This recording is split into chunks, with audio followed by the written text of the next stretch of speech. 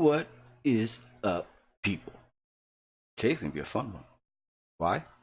Because I decided to start a new series. As you may notice, it will be called Flat Earth Logic Comments and Reviews. Now, I decided to do this because obviously, besides for the few flat earthers or stationary earthers, Montreal, there's a very few that are willing to actually have a conversation about this now. And now what I'm realizing is they don't want to have a conversation because then obviously they'll kind of get put in a corner where they can't provide any evidence. But more importantly, they've decided to attack the uploads. Now, I know I had a rule. I was never gonna cite Neil deGrasse Tyson, but I actually did come across an interview that he did, and it was actually a really good interview. It really broke down and explained how science works, how the times that, you know, from 1,000 years ago till now have changed, how things that we perceive have changed because of that time in technology. It's pretty simple. I mean, you really want to break it down, 20 years ago, were we able to do the stuff we were able to do today? No, that's all there is to it. So let me go in here and say what's up to you guys before we start. It's going to be very short and sweet. It's not going to be a very long thing. Not sure if I want to continue doing it with live streams or uploads, but we'll see. But for now, let's say what's up. What up, Matty? How you doing, sir? What's up, farmers? Good to see you here, my friend. Mav64, how you doing? And oh yeah, and I was actually going to go on time today out of excitement for this new series that I'm going to be doing, but farmers made me late. How? I don't know. What's up, Grizz? What's up, Stream Element Bota, who I hate? Skyfly, how you doing? Excuse me. What's up, B-Ball? Hope you're still here. You better be here. Fuck Reds. What's up, Kurt? What's up, Montreal? How you doing, sir? What up, Militant Manny? How you doing, sir? What's up, Sean Hawkins, who is obviously not blocked? Chris. Who else is here? Charlie, good day, sir. He says, hey, you have fun with Arwen this morning? Actually, I had a lot of fun. And believe it or not, even after 2.5 years, almost 3, that was actually the first time I've actually talked to Arwen before.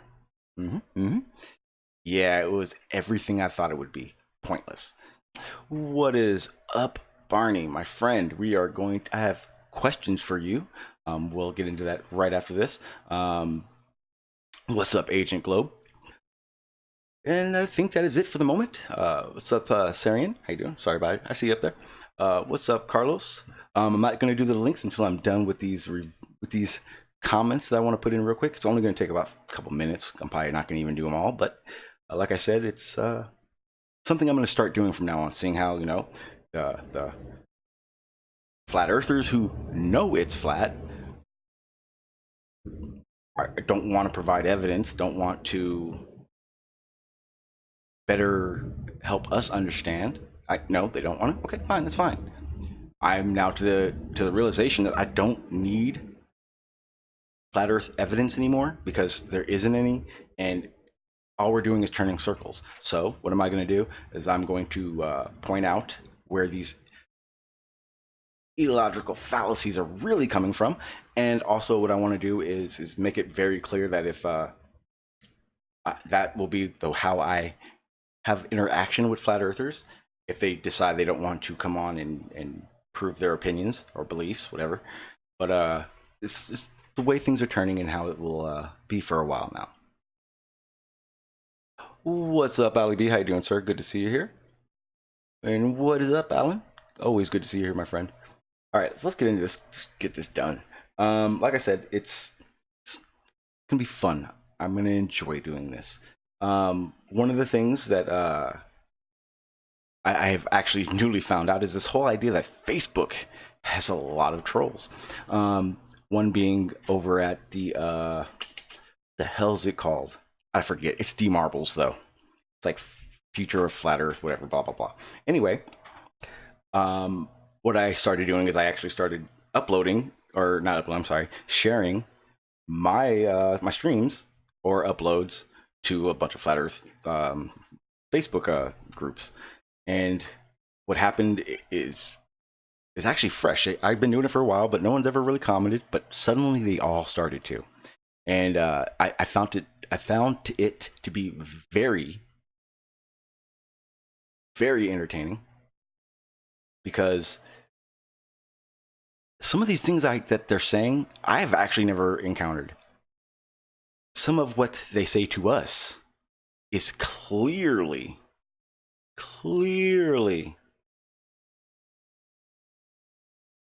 just pulled out of their own asses. I don't know.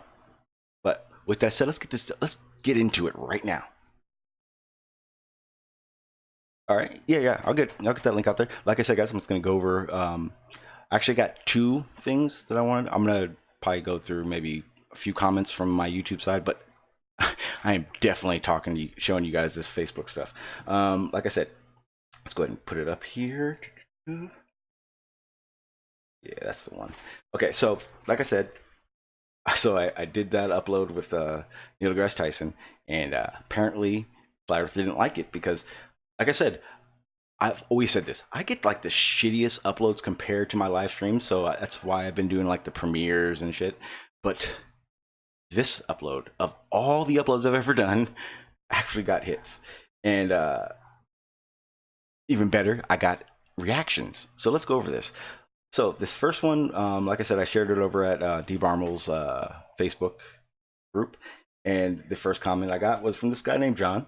And yes, I did black out last names, and you guys know mine, it's Gardner. I don't really care, but I felt that because Facebook's a little bit more personal, these people may not want their last names on the YouTube, so I marked them out. So that is why that is the case. But this guy John says, "What fucking universe? You lost me at universe." Talking about the guy in the or Neil deGrasse Tyson in the upload. So I said, I'm guessing he means where Earth is. Blah blah blah blah blah blah. Let's get to the good stuff. So this is the part where they start letting me know that this is how they know it's flat.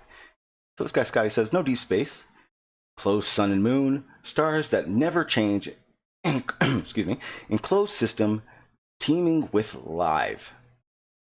Man above them, all able to communicate, reason, sing, etc. Our creator, we are separate from him because we refuse to love, rather to love him, or not really any flat earth stuff.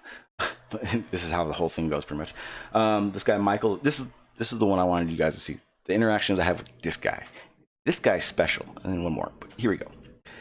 So Michael says, yeah, the Earth is flat. The globe has no evidence. So whatsoever flat Earth evidence you tried to repeat, you should try again. The Earth is flat and stationary. So I said, what? No evidence? Really now? Okay, since you know it's flat, which evidence explains the lunar eclipses? Don't forget evidence. You guys know that, right? I love the lunar eclipses. It's literally one piece of evidence which we all observe that completely debunks flat Earth. I mean, a lot of times I've said this where people kind of jump around to different topics and they're like, what about this? What about this? Fuck that. Lunar eclipses, if you can't explain it, guess what? It's not fucking flat, period. But hey, let's move on. All right, the next one would be Michael again. You are, this is my favorite part. You are on a sinking ship. Only people with a dog in the fight and the uninformed will be sticking to the globe nonsense. And as far as the size of the landing sites, okay, yeah, this is a good one. There's supposed to be 6 of them, and there's only supposed to be 237,000 miles versus 7 million miles. Let me give you some context because I don't know why I don't have the one on here.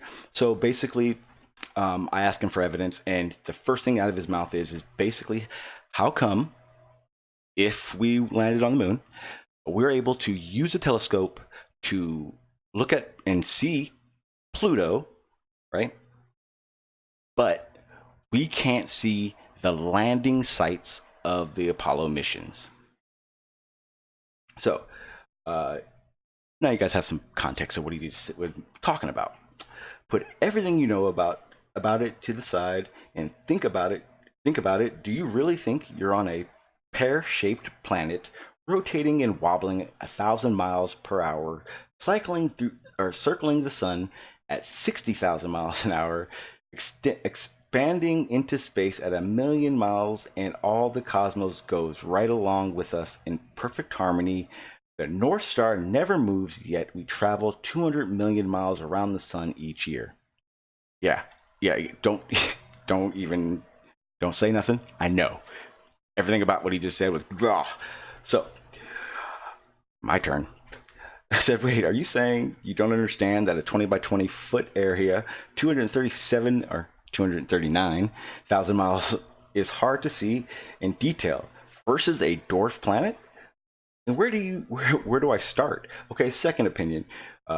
Pear-shaped, wrong. Wobbling, wrong. 60,000 miles, wrong. It's actually 66,000. And it takes about a year. So, you know, like all these things, he's making these constructs that just sound unfathomable. But realistically, he just was wrong about a lot of it. So it kind of shows where his knowledge is about how things work, whether he believes it or not. Let me see. I'm trying to get to the good stuff. If you understood how to measure the North Star moved, you wouldn't make blind claims like never moves. Why did you say Earth in 2 different orbiting speeds for the Earth around the Sun? Everything I've said is backed with observations by amateurs, not just NASA.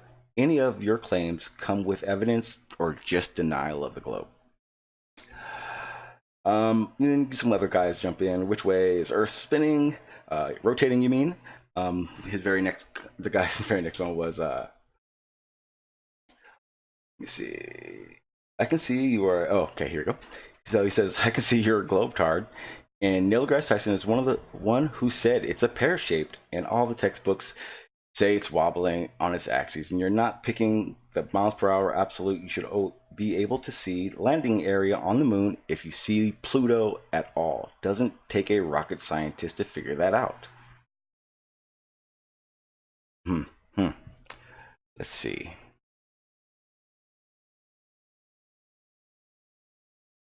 Okay, so here's the funny part though. Fight Out Fudge, which will be starring in the next one, in the next clips I'm going to show in a second, and if he wants to jump on to defend those, more than welcome to.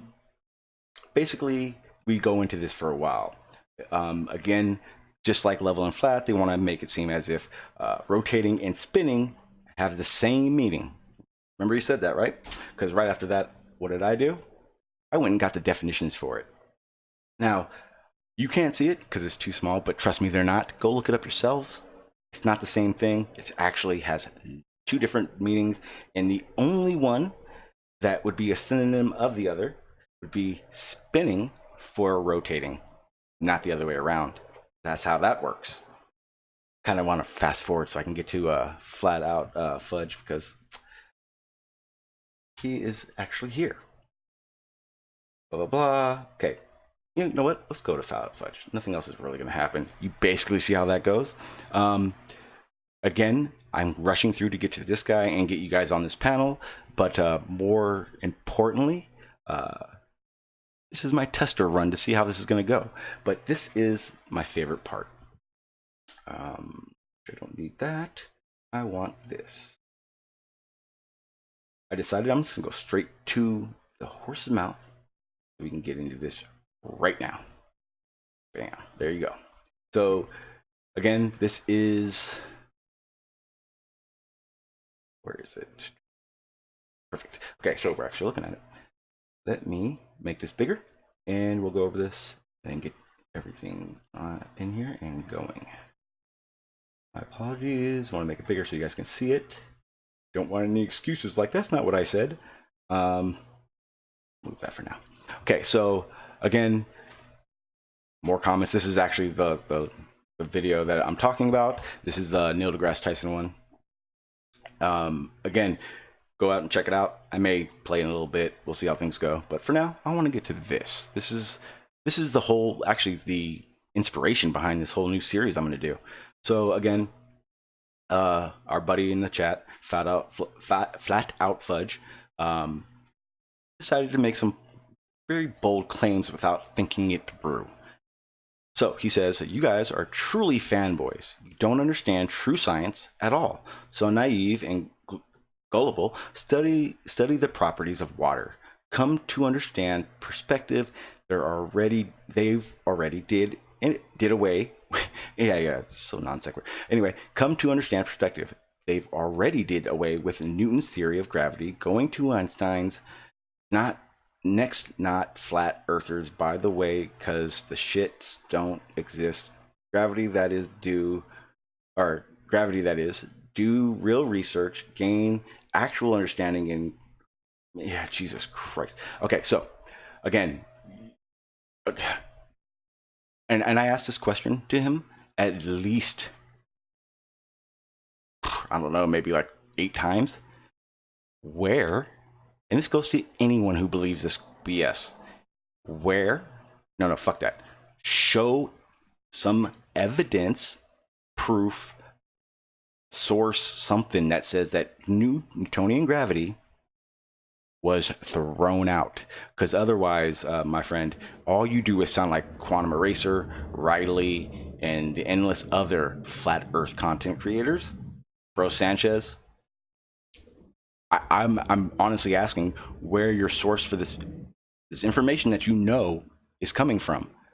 Because otherwise, you would be the fanboy who doesn't understand true science.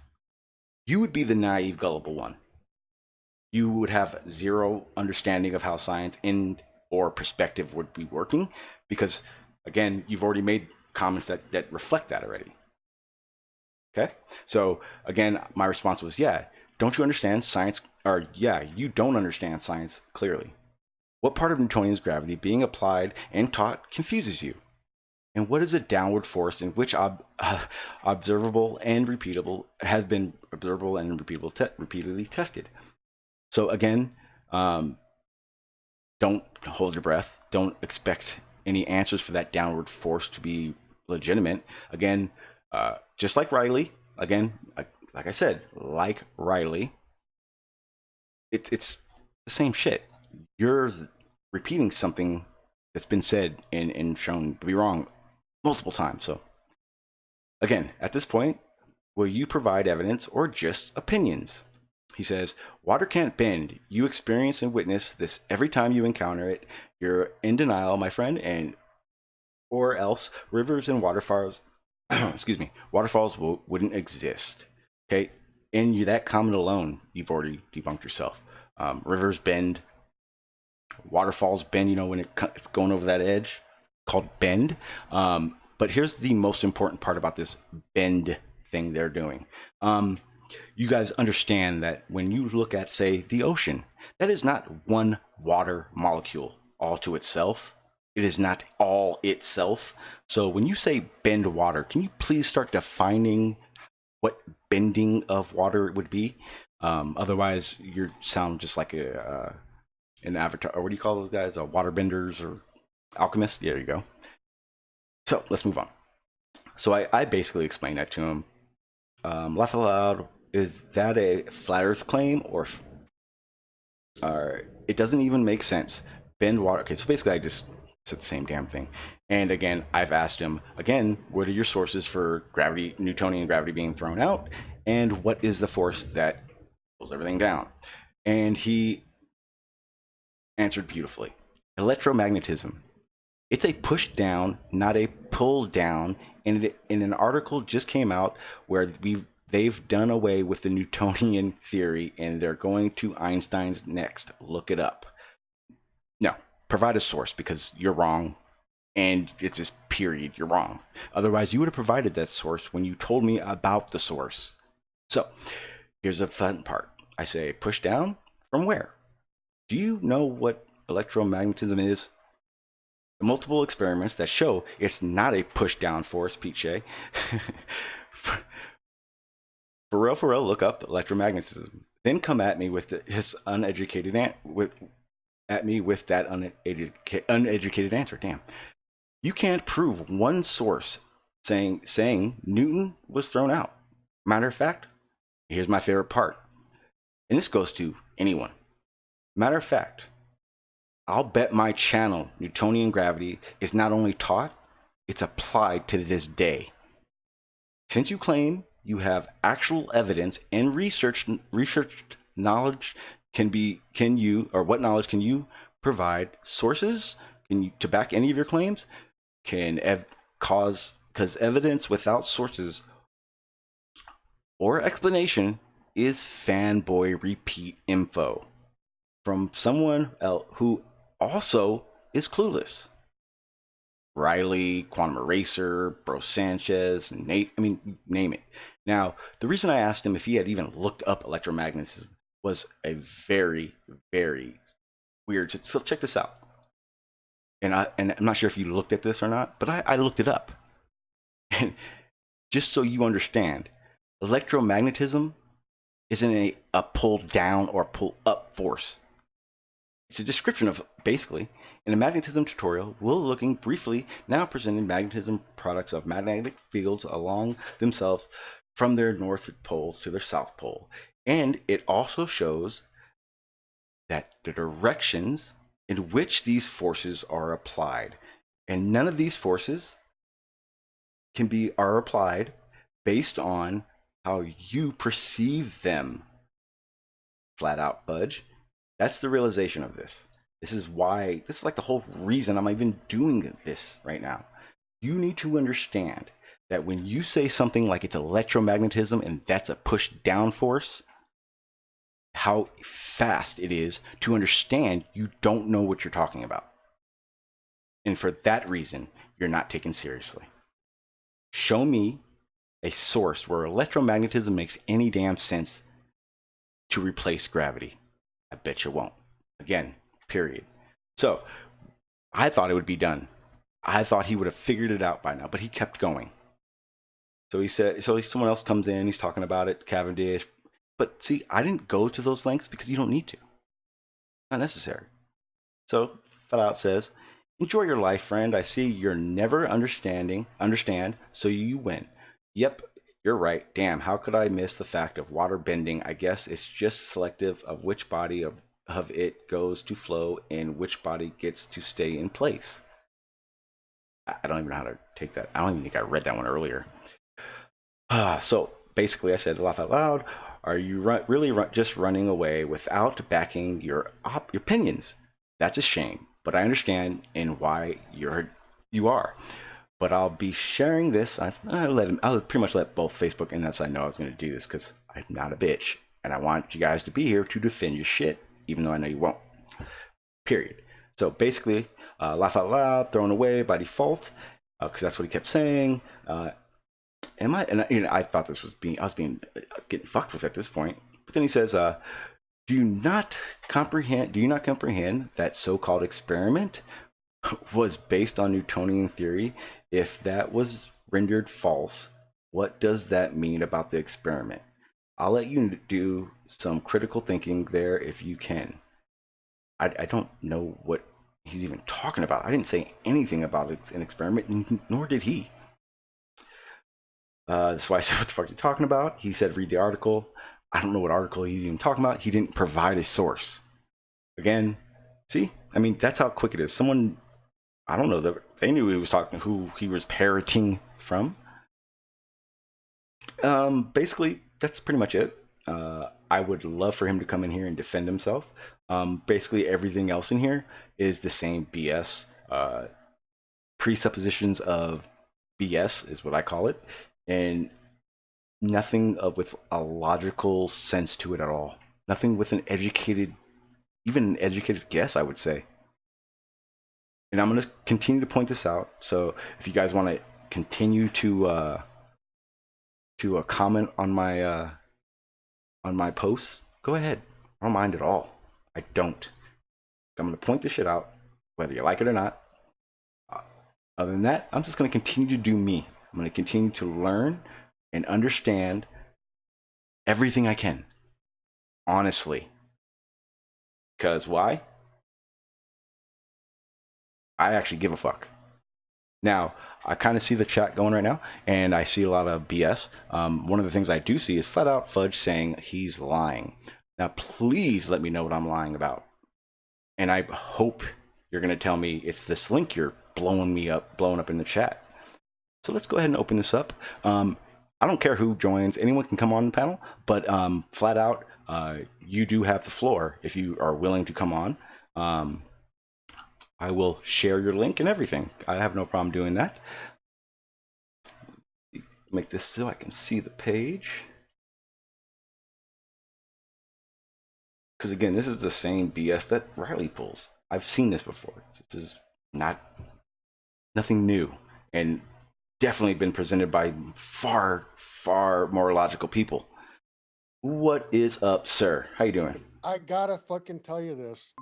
I know you've been itching. I saw you. This, I don't want to derail this gravity thing or whatever, but did you see that experiment they did in California or whatever they were doing, that they somehow are switching light frequencies with LEDs, and they've figured out how to grow coral reefs rapidly. Really? Huh. Well, yeah. Are they using wait? They're using like, I don't know, certain light frequencies, and they're changing them somehow to make them. Do you have an article? Faster. I can't find it. I've been looking for it again, but I just seen it yesterday. That sounds fascinating. Yeah, actually, yeah, get it to grow back. Yeah, exactly. Yeah. But see, here's the other problem, though. Well, again, this kind of falls into the lines of trying whether or not it will help or not. They're doing some geoengineering. It's right now the main area they're doing this is in Australia, the Great Barrier Reef. It's what they call bleaching. So it's basically dying off. It's not dying off. It's going into a what I call a coma state, because the waters are supposedly getting that warm. So what they're planning to do is something called I call it bottom water. That's where I was getting it from, but I know there's a technical term for it, and it irritates the shit out of me. I don't know it off the top of my head.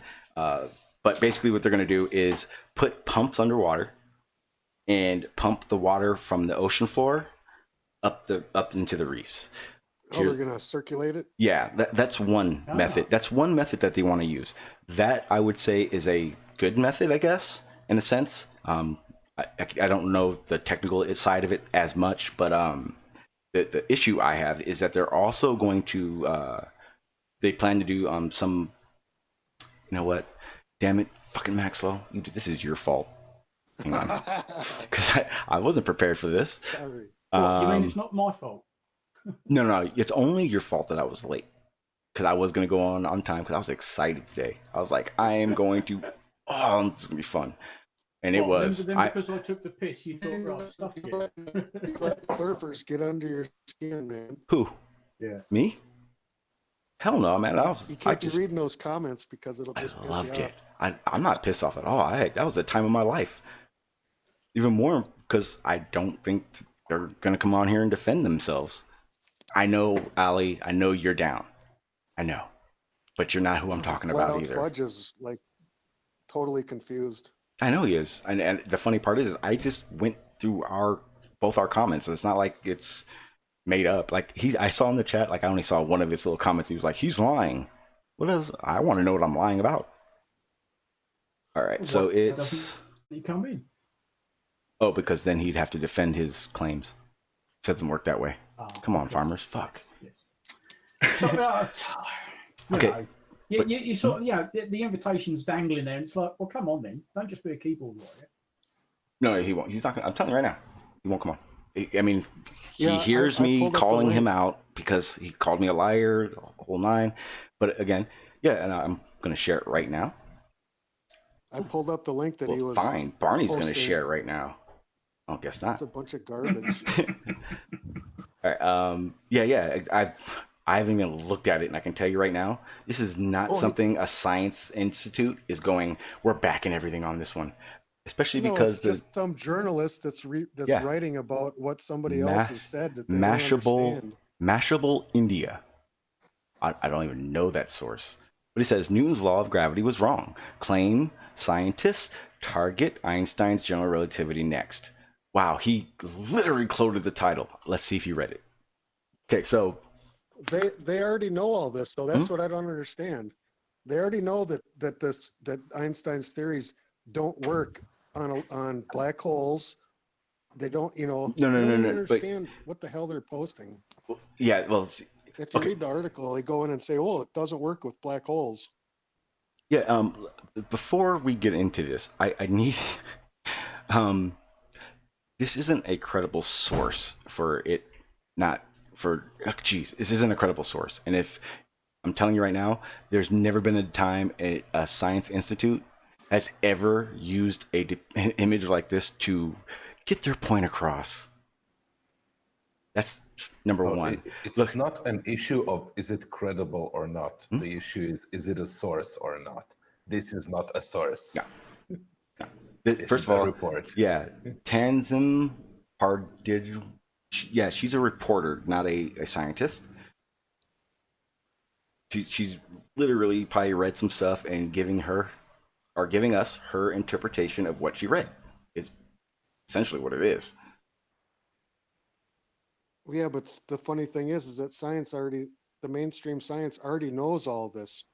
Well, the thing is that this isn't anything new. Yeah, at all. And again, it doesn't throw anything out. Exactly. Or here's my favorite part. First off, you were arguing that Newtonian was thrown out by Einstein. How is that possible if gravity is not real? Period. Sound like Riley now. So again, bored. I mean, obviously they haven't figured out a symmetrical theory or one theory of everything, as they call it. I mean, well, I don't. It's ridiculous.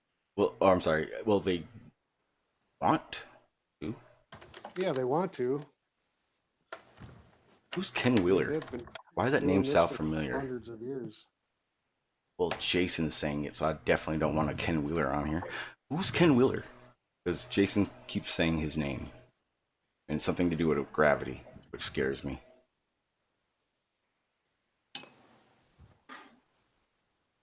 Man, I know if I had got done sharing a link that was proving my point, and I was listening to this guy who was telling everyone about it, you would think he'd want to jump on and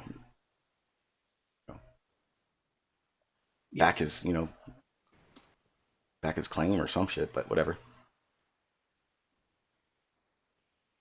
Whatever. Yeah, this is how I feel. Okay. What's interesting is what's really gotten me is watching some of these people talk about Bell's theorem. That's really crazy. Oh, yeah, man, Max. Well, I am so happy you just fucking said that because actually it was on my brain. So, ready for a question there, Barney? Oh shit, you're not gonna ask me to explain the Bell's theorem and Bell's equality? No. I have a decent understanding of what it is, not how, You yeah. do? No. Just in Bell's theorem, in the sense that I know what it is. I don't know how to explain it. Oh, okay. I don't know why. Let's get that out the way now. But in that sense, that's like saying there's frequencies of light we can't see. We know that already, though. Correct? Oh yeah, yes. I'm strawmanning the shit out of you right now. Okay, so with that said, could we I don't even know what the fuck I would even call it. Could that be an explanation for these dimensions and why we don't see them? Well, exactly. That was a word salad. Hell yeah, I know. in regards to the Bell's theorem, there are frequencies of light that we don't see, and could that be an explanation for additional dimensions? That those three statements have no overlap. I don't. Well, there's no way to prove or disprove any of it. Well, my question was more: is there a correlation, or is it so has nothing to do? Because the way I saw it was I remember we were talking about dimensions and like, for instance, the fourth dimension, blah blah blah. But it's not something we're able to observe, like see. But there's also these light frequencies that we can't see. And seeing how we only, what we observe and what we know as reality is based on the fact that it's the light that hits our retinas. I was just kind of brainstorming, could that have anything to do with dimensions we can't see? How are you not seeing the dimensions? Here, let me go. I want to see dimensions. Let me pick Barney's brain for a second. Well, we can't see the curvature of space-time. We don't see that. Yes, you can. How? We see the effects. We're looking at it right now. What do you mean? Your experience. Hold on, before I lose this train of thought, let me pick Barney's brain. Wait, what? I don't want you to pick his brain. I want him to finish what he had to say. Okay, we'll get back to it. Let Yeah. me pick Okay. my brain. Yeah. Hang on. Okay, I'll write it down. So what do you? Okay, so Barney, so what do you call? Okay, This is so a fucking joke. I'm gonna be pissed. I'm just kidding. No, it's not a joke. I know. I'm it's not fucking a with you. joke. So when you have God, I can't even think of it now. So when you got use gravity. So you got gravity, then you have anti-gravity. Is that symmetry? Is that the symmetry deal where you have a positive of something and then you have a negative of something, and then you have another of the same thing? So there is no known physical law of anti-gravity. No.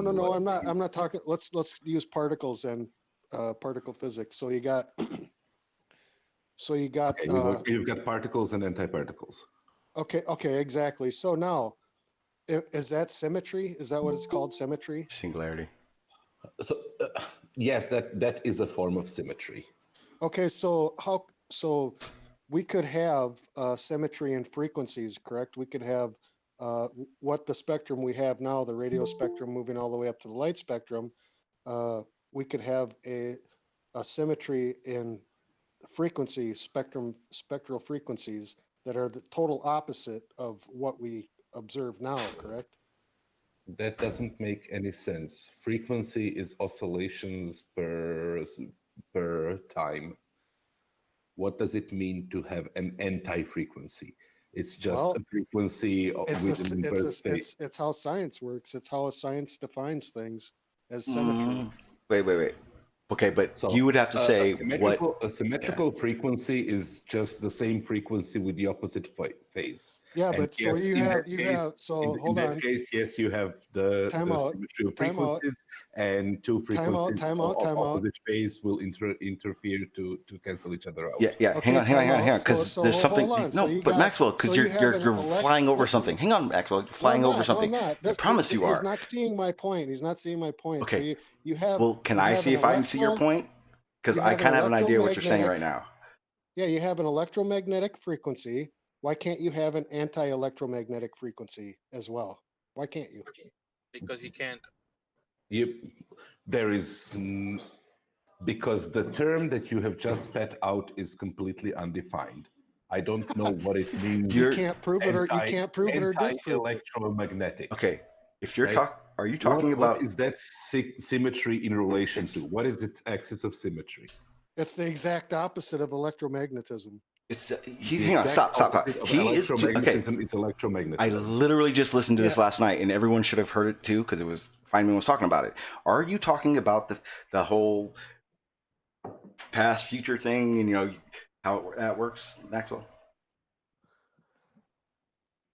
Past future? Okay. No, I'm talking about if you want the term, you could call it the aether. I'm sorry, that's just woo. That doesn't mean anything. Yeah. So the inversion, the mathematical inversion of electromagnetism is electromagnetism. Yes. It's the forward and back. Can you go backwards? Can you rewind it? Can you go forward? It'd be the same. That's what you're talking about, Maxwell. Yes. The problem is that frequency. Polarization. Yeah, go ahead. Keep on. But you have to remember that an electromagnetic wave is an electric field in one orientation with a magnetic field that is orthogonal to it. Yes, It's like saying the opposite. and they of induce each other. It's like saying the opposite of alternating current.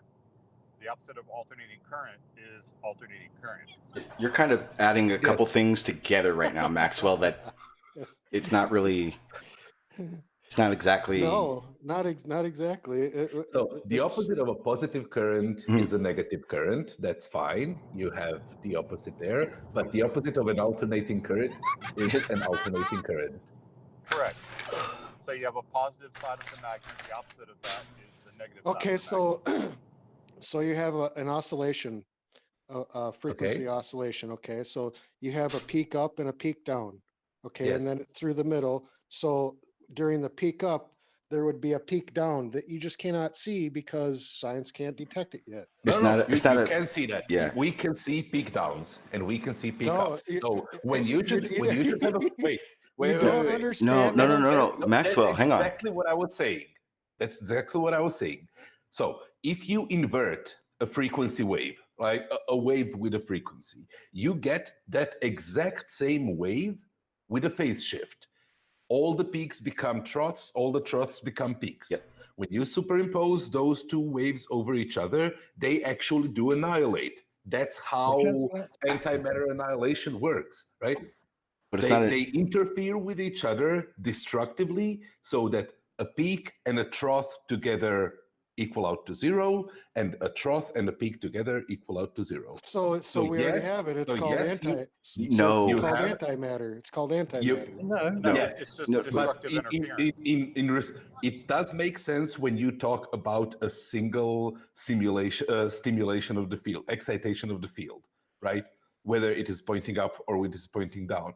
But when you say anti-electromagnetism, Yeah. anti-electromagnetism is electromagnetism with a phase shift. Okay, well, I meant antimatter, but you're the one that brought it there. So No. Actually, you brought it with frequency, and you were trying to say anti-frequency, and.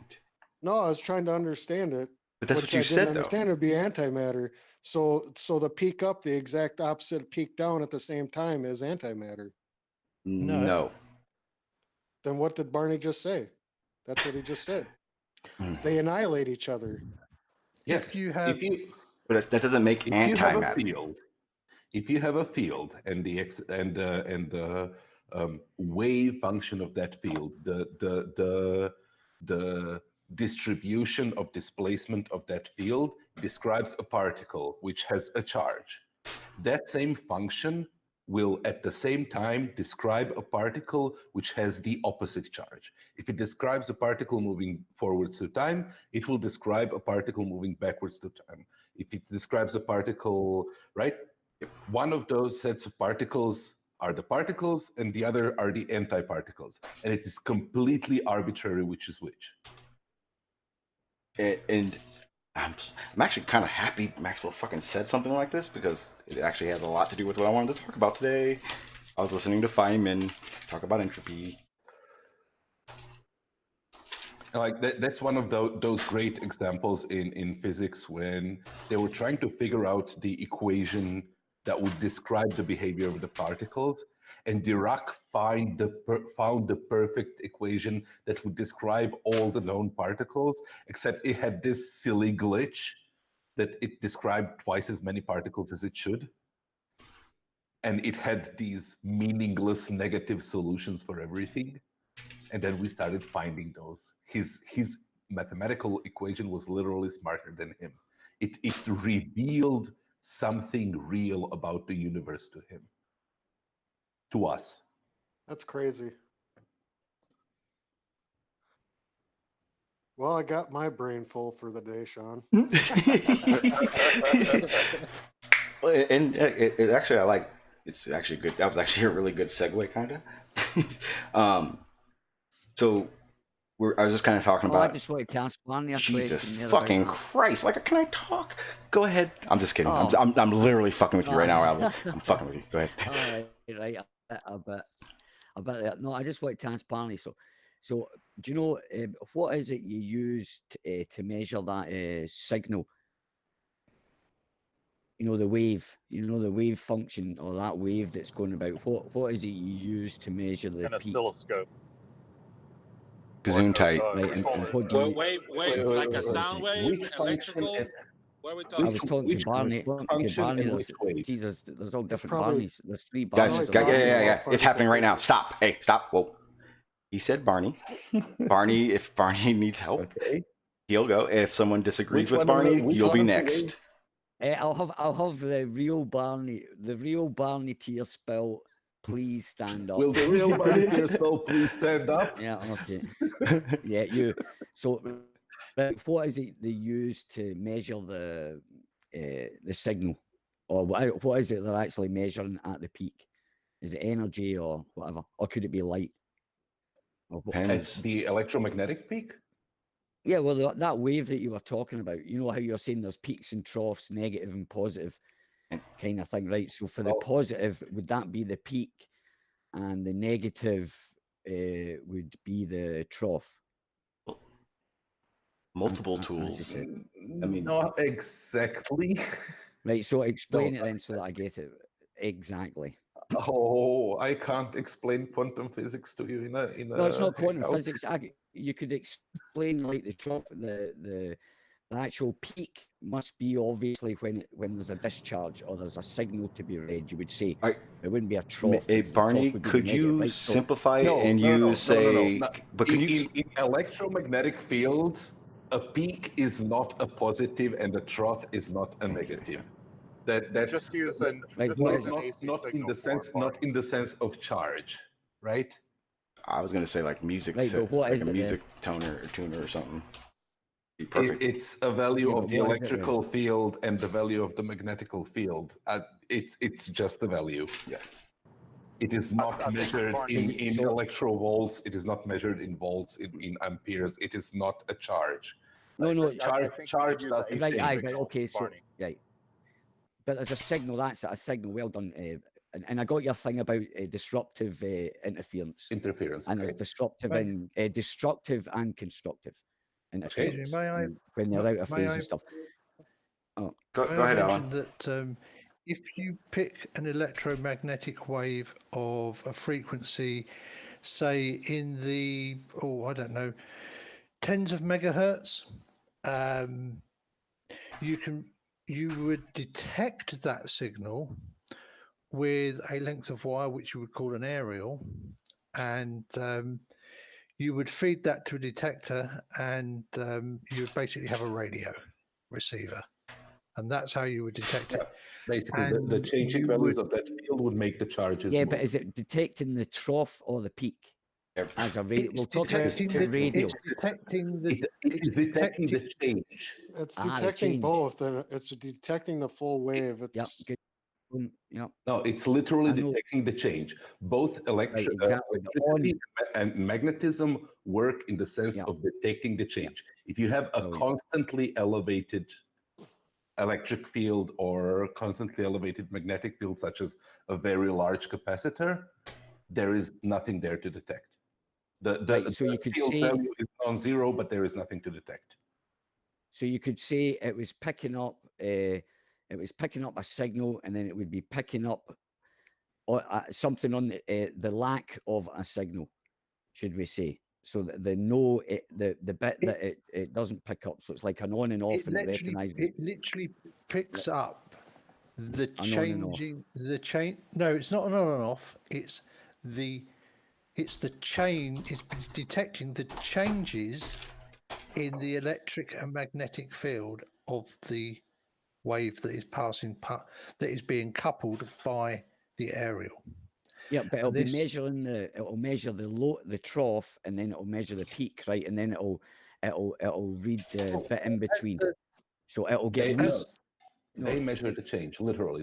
Whenever Yeah, that's the what I'm field saying, is exactly. changing, whenever the field is changing its value from a peak to a trough, Yeah. or from a trough to a peak, that change in itself, the change of the electric field, will affect a charge, and the change That's in the it. magnetic field will affect the flux, right? Will make magnetized particles move. Exactly. So they'll get a reading some kind of current, and then they'll It will get a induce a weaker voltage and a current. current But in the aerial. well, no, I know you're Which, getting the thing. I mean, a signal. Then I'll say signal. Sorry, I'll get it. Right. Okay. So it's signal. So it'll pick up a signal, and then it'll pick up the lack of a signal. Right? So It's, that would be the negative. You could kind of say it that way. No. The positive. So and when the you negative kind of thing. when So- you send so the out negative Barney, let me finish. Let me finish. Okay. Hang on, Ali, hang on. So the Before negative- Ali, you got to remember, you're kind of just rambling out different things, so he's not getting a chance to respond to each time you bring up a new question or No, but I was response. giving him a chance there, Sean. I was. Okay. Let him mean- give out the whole statement, and then I'll try to respond.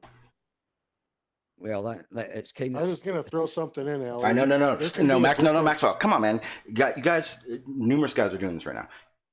First of all, Ali's got to get this out, and every time you guys throw your 2 cents in, he starts over. So just let him get this out, please. Right, so it would be reading on the peak. You could say on the peak, it's reading a signal, and then they presume because there's lack of a peak, because they believe it's on a wave, they're not reading. They don't read the signal. It's like, so there'll be energy, then no energy, the shift between that kind of thing, but not energy, but signal. Yeah, but on the same frequency.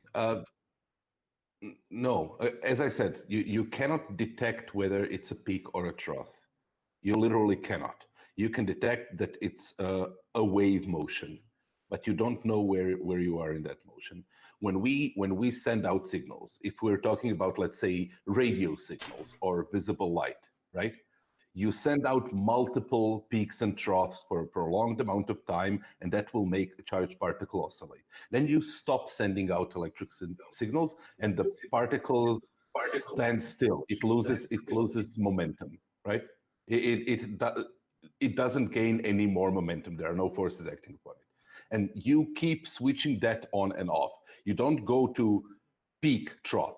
Now, when you're possibly confusing that with electrics.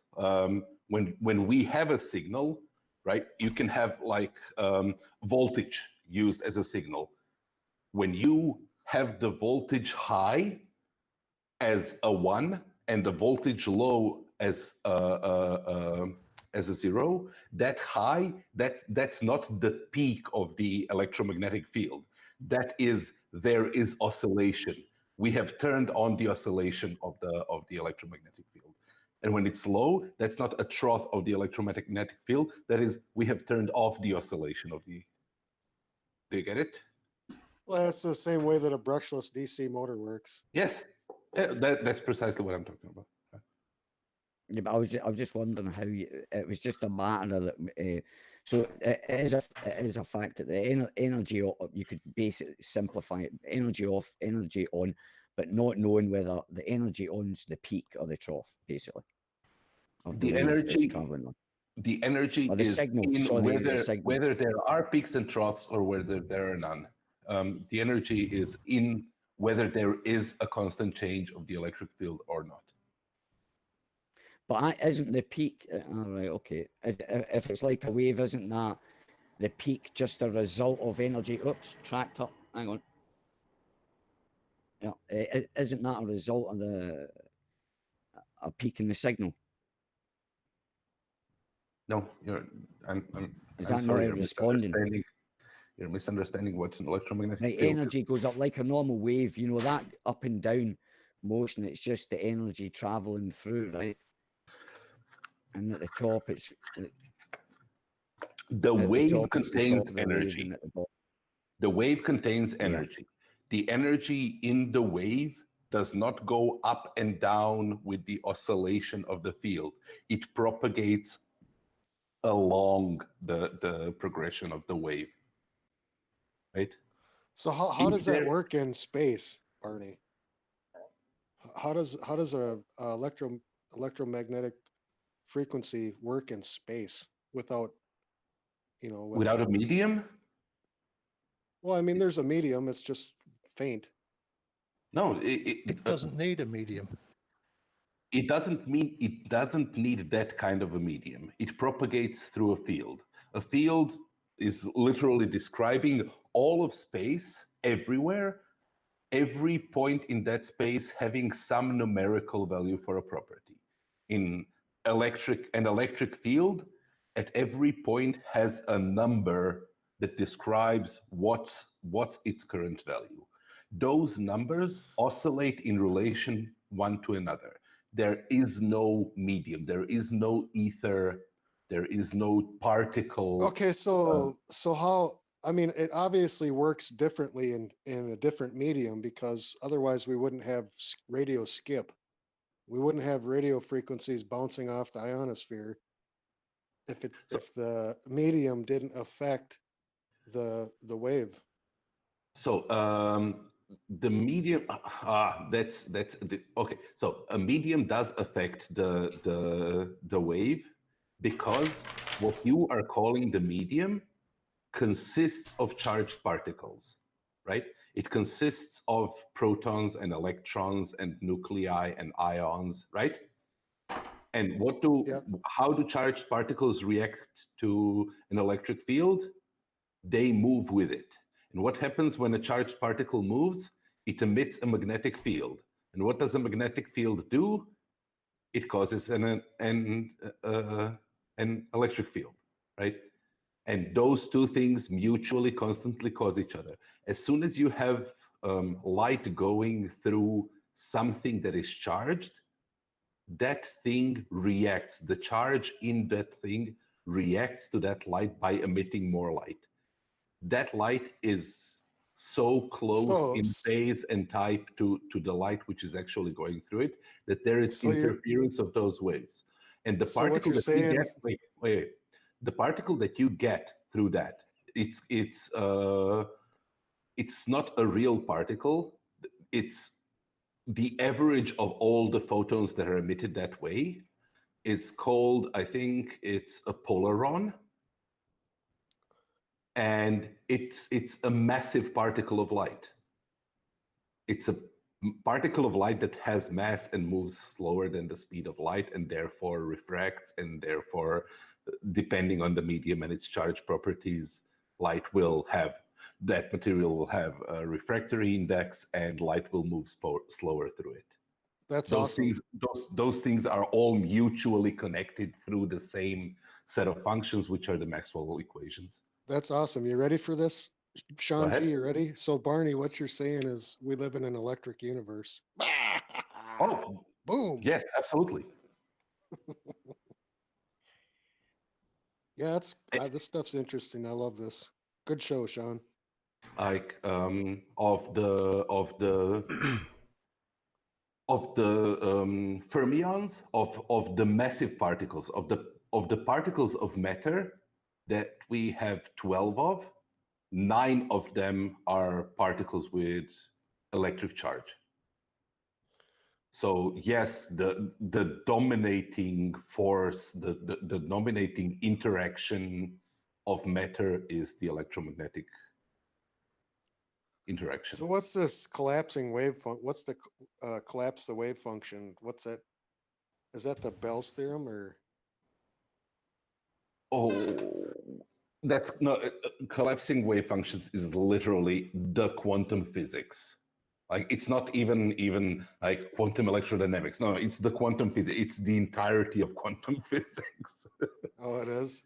I don't know, man. I watched so much of this crap. What wave functions are, and what superpositions are, and what can and cannot collapse, and how you get entanglement. Like that's a very, very involved topic that I don't think this is a place to. No. it's all melding together. I'm just like, it's all like blobbed up in my head here, and I just can't fucking separate anything. No, it's literally the hardest thing to think about that we know of. It violates basic laws of logic, of reason. It is at the same time demanded by them. Like okay, it is the literal proof that classical logic does not work in reality. Well, thanks for on that pointing that level. out. Now I realize that I'm not going crazy. Well, No, you're not going. yeah, you're not qualified to You say that may or either. may not be going crazy. But if you're considering quantum physics, yes, you have every right to be confused and lose your perspective and sense of intuition.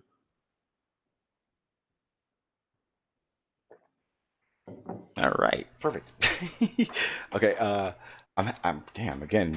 Like Maxwell's like really pissing me off, but at the same Oh, time, he why? keeps segueing into everything I want to talk about. It's weird. I'm kidding. Calm down. Damn it. Damn, dude. You should just come over and bring a fucking case of beer. For real. That's a good idea.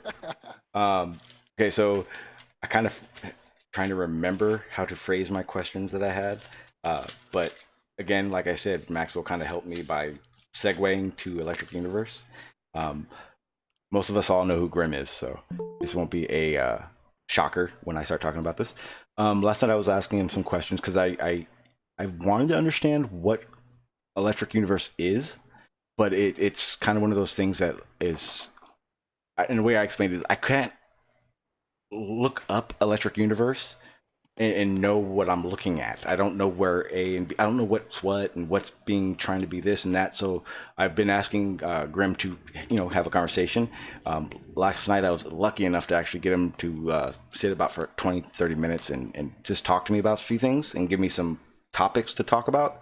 And one that he was talking about that really would throw a crux in how science explains things. I'm gonna start kind of throwing out some things. Mainly one I wanted to talk about was redshift, whereas in Electric Universe calls this the plasma redshift, and it basically changes. It would better yet change how we determine distances in the universe, how light works in the universe, or light works. Period. I guess. Is this feasible, or is this just a wild hypothesis that thrown out there, kind of like like the one electron or whatever it was?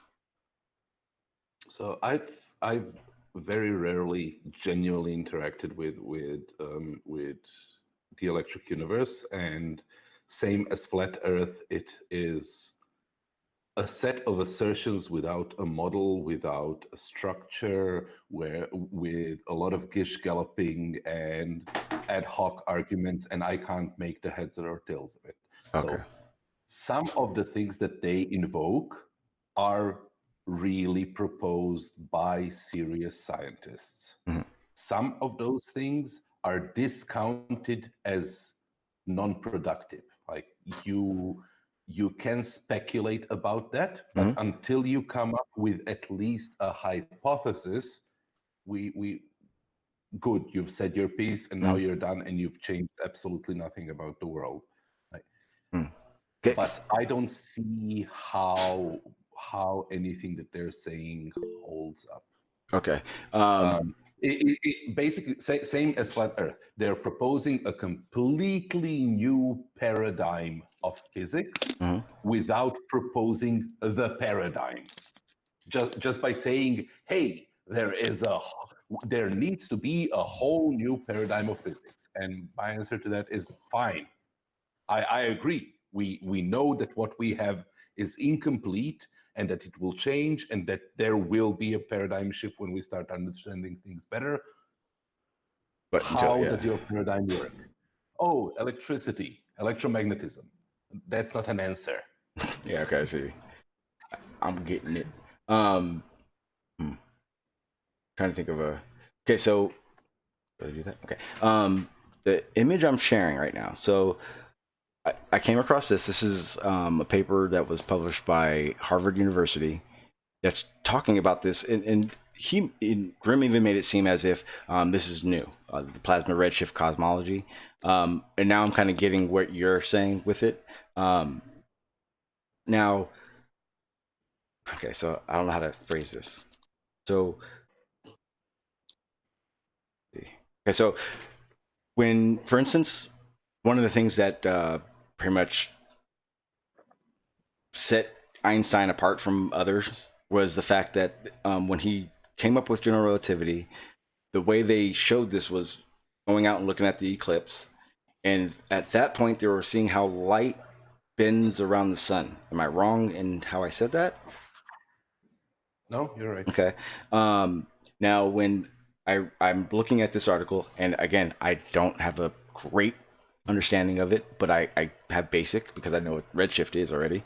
They're saying that as if the redshift, or very layman, the colors that we're observing aren't being depicted correctly, and that they apparently are able to do this in a laboratory. Is that not the case? So basically, what it was explained to me was when scientists look at the sun, solar flares. Wait, no, that's not solar flares. Fuck. Solar winds are actually. He said solar winds are actually plasmoids, or plasma. Fuck, plasma. Ejections. It's called plasma. Plasmoids. Yeah, I've read it right.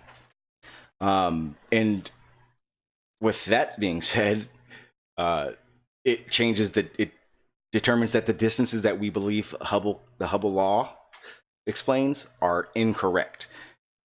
Now, Hubble law already, or the Hubble constant and all that shit confuses me already because I don't understand how it's constant from us. But if let's say electric universe becomes reality, does that actually change the fact that the universe isn't expanding like we think it is? I know I just word salad the fuck out of that. It took too long. Well, I mean, how do they know anything with only, I mean, we're not even a fraction of, I mean, the time that humanity has existed is not even, it doesn't even compare to a fraction of the existence of what we observe. So, Okay, I but mean, at the same time, science is very clear on that, and we're only explaining what we can explain with what we have, right? So exactly. so I think a better thing to do would be, for instance, like this. So first sentence of this abstract would be basically: newly discovered plasma redshift cross section explains a long range of phenomena, including the cosmological redshift and the interscopic redshift of sun, stars, and galaxy and quasars. Basically, the light we see that bends, or their gravitational. I don't even know if I'm supposed to call it gravity in this. What this first sentence basically says is that, well, for one, what we know as a redshift isn't correct, and basically gravitational lensing isn't correct. How? I don't even know if I could say how feasible is that, or is it literally just observations being explained in someone else's view of it? I don't know enough about it to answer your question. Based on what I'm reading about Brynjolfsson, yeah, Mm-hmm. Icelandic physicist, born in Iceland, studied nuclear physics at Bohr Institute. Yes, that's a genuine physicist, and yeah, so this is a publication of theoretical physics. That's fine. Now, if his theories get confirmed, if they start aligning with, if he made predictions which can be testable, then his work can eventually lead to new discoveries, and that would be awesome. But finding that some scientist somewhere has proposed something is not the same as concluding, therefore it is so, even if they themselves have concluded that. It is so in what we're looking at right now, or what I'm looking at right now, this would be the same. It would be the equivalent of, for instance, Feynman and what's his name, and Wheeler. Their whole only, there's only one frigid air electron. Is that kind of the same? Are we looking at the same theoretical science? Yes, the same class of things. Okay, so it's basically what we're looking at.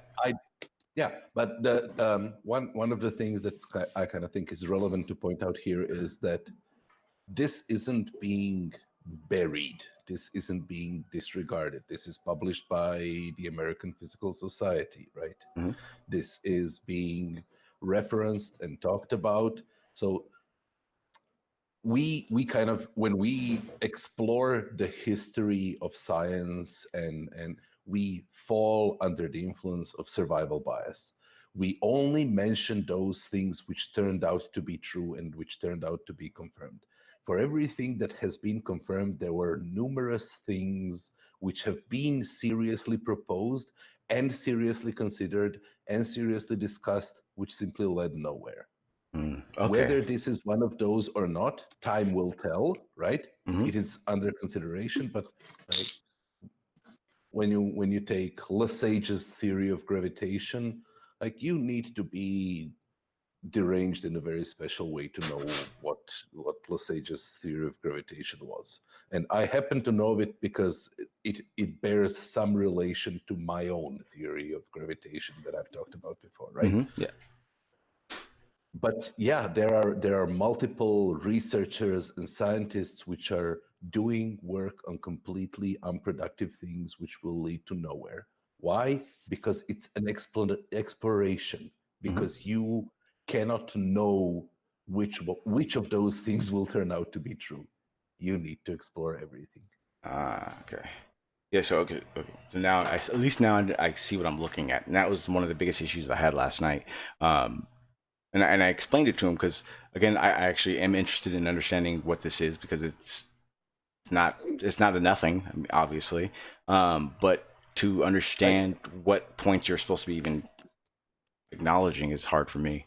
That's kind of why I highlighted the thing I just highlighted. There is no need for Big Bang, inflation, dark energy, dark matter, accelerated expansion, and black holes. I mean, that's a big chunk of how, I mean, you can't test, like, there's no way to say, throw all those things out, everything still works, right?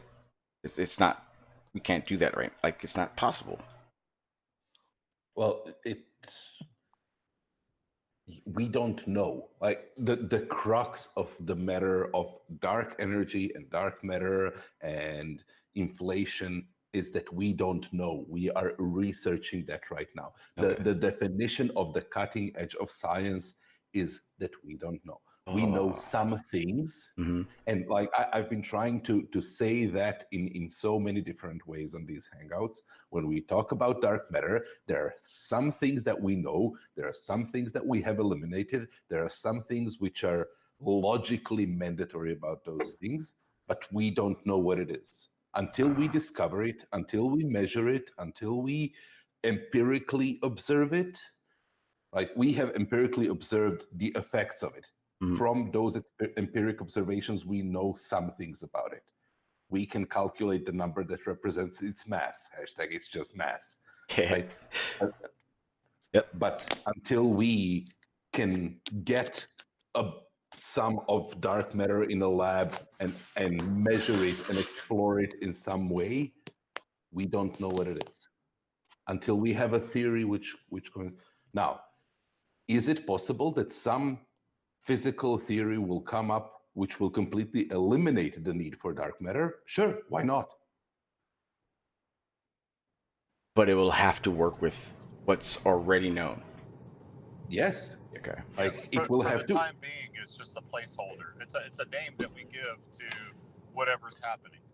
Yeah, but I mean, it's more anything new that gets added needs to necessarily confirm all the observations and all the things that we do know. In the same sense as Einstein didn't refute Newton, didn't prove Newton wrong, didn't say, Newton, you are full of shit, we throw everything out and never use you again because we have found out that you were wrong. Yeah. Everything that Newton is contained within Einstein's theory. It just does it better. It does it in more circumstance. Yeah. There could be a next theory, but that theory needs to contain everything that Einstein has, right? Mm-hmm. It needs to contain black holes, curvature of light, space dilation, time dilation, right? All of those things, the gravitational waves, all of those things which were measured and observed based on Einstein's theories. And it needs to do it slightly better. And it needs to do it better. And it needs to hopefully connect it to quantum physics. What? Wait. Could quantum physics be considered? Does that theory eliminate dark matter? Potentially, yes. So what you've shown on screen, sure, could be. Now let's see if it works. Where's the mathematical model? How does it affect everything? What is preserved? Does it? Are there experiments which have already been performed which directly refute this? Right. In which case it was just a mistake. Why does there have to be? Why does there have to be an explanation of everything? It doesn't have to be. It's the goal. It's like going. Why do we need to know about particles? Well, we want to know as many of all the particles that exist. But if we can figure out how all the particles exist, and somehow we figured out how this works and that works and everything works, then everything in the future becomes that much easier to predict and understand. What's the point in survival then? If you know everything and how everything works, what's the purpose? We're curious. It's a biological imperative that we have to understand things that we don't understand. It's just in our nature. Here's my crazy theory, Sean. You ready? Sure. Humanity is a biological artificial intelligence. How would we be an artificial intelligence? Well, we're striving to build machinery and computerized artificial intelligence to replicate our humanity. So I wouldn't say our humanity, but again, you're depicting us as a non-organic being. We're not striving for machines to produce humans. So no, I'm not saying we're non-organic. That's exactly what I'm saying. We are an organic artificial intelligence. Yeah, I think you're kind of misusing the word artificial there. It seems like an oxymoron. But I actually agree with you in some sense that humanity is an organism of which we are cells. Like in the same sense that we are colonies of eukaryotic cells, that humanity in itself is an organism which is composed of humans.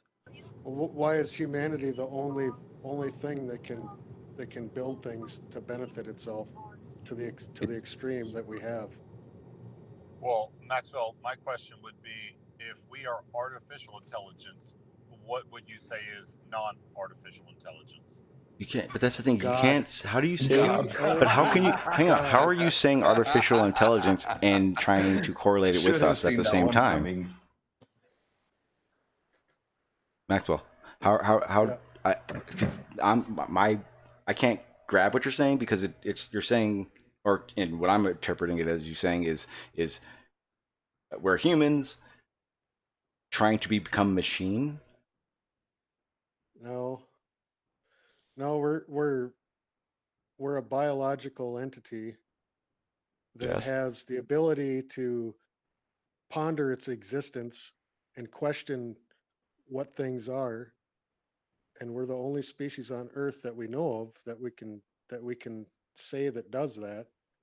I mean, we don't know if cows or dogs or cats. That's not a fucking theory. That's what's happening.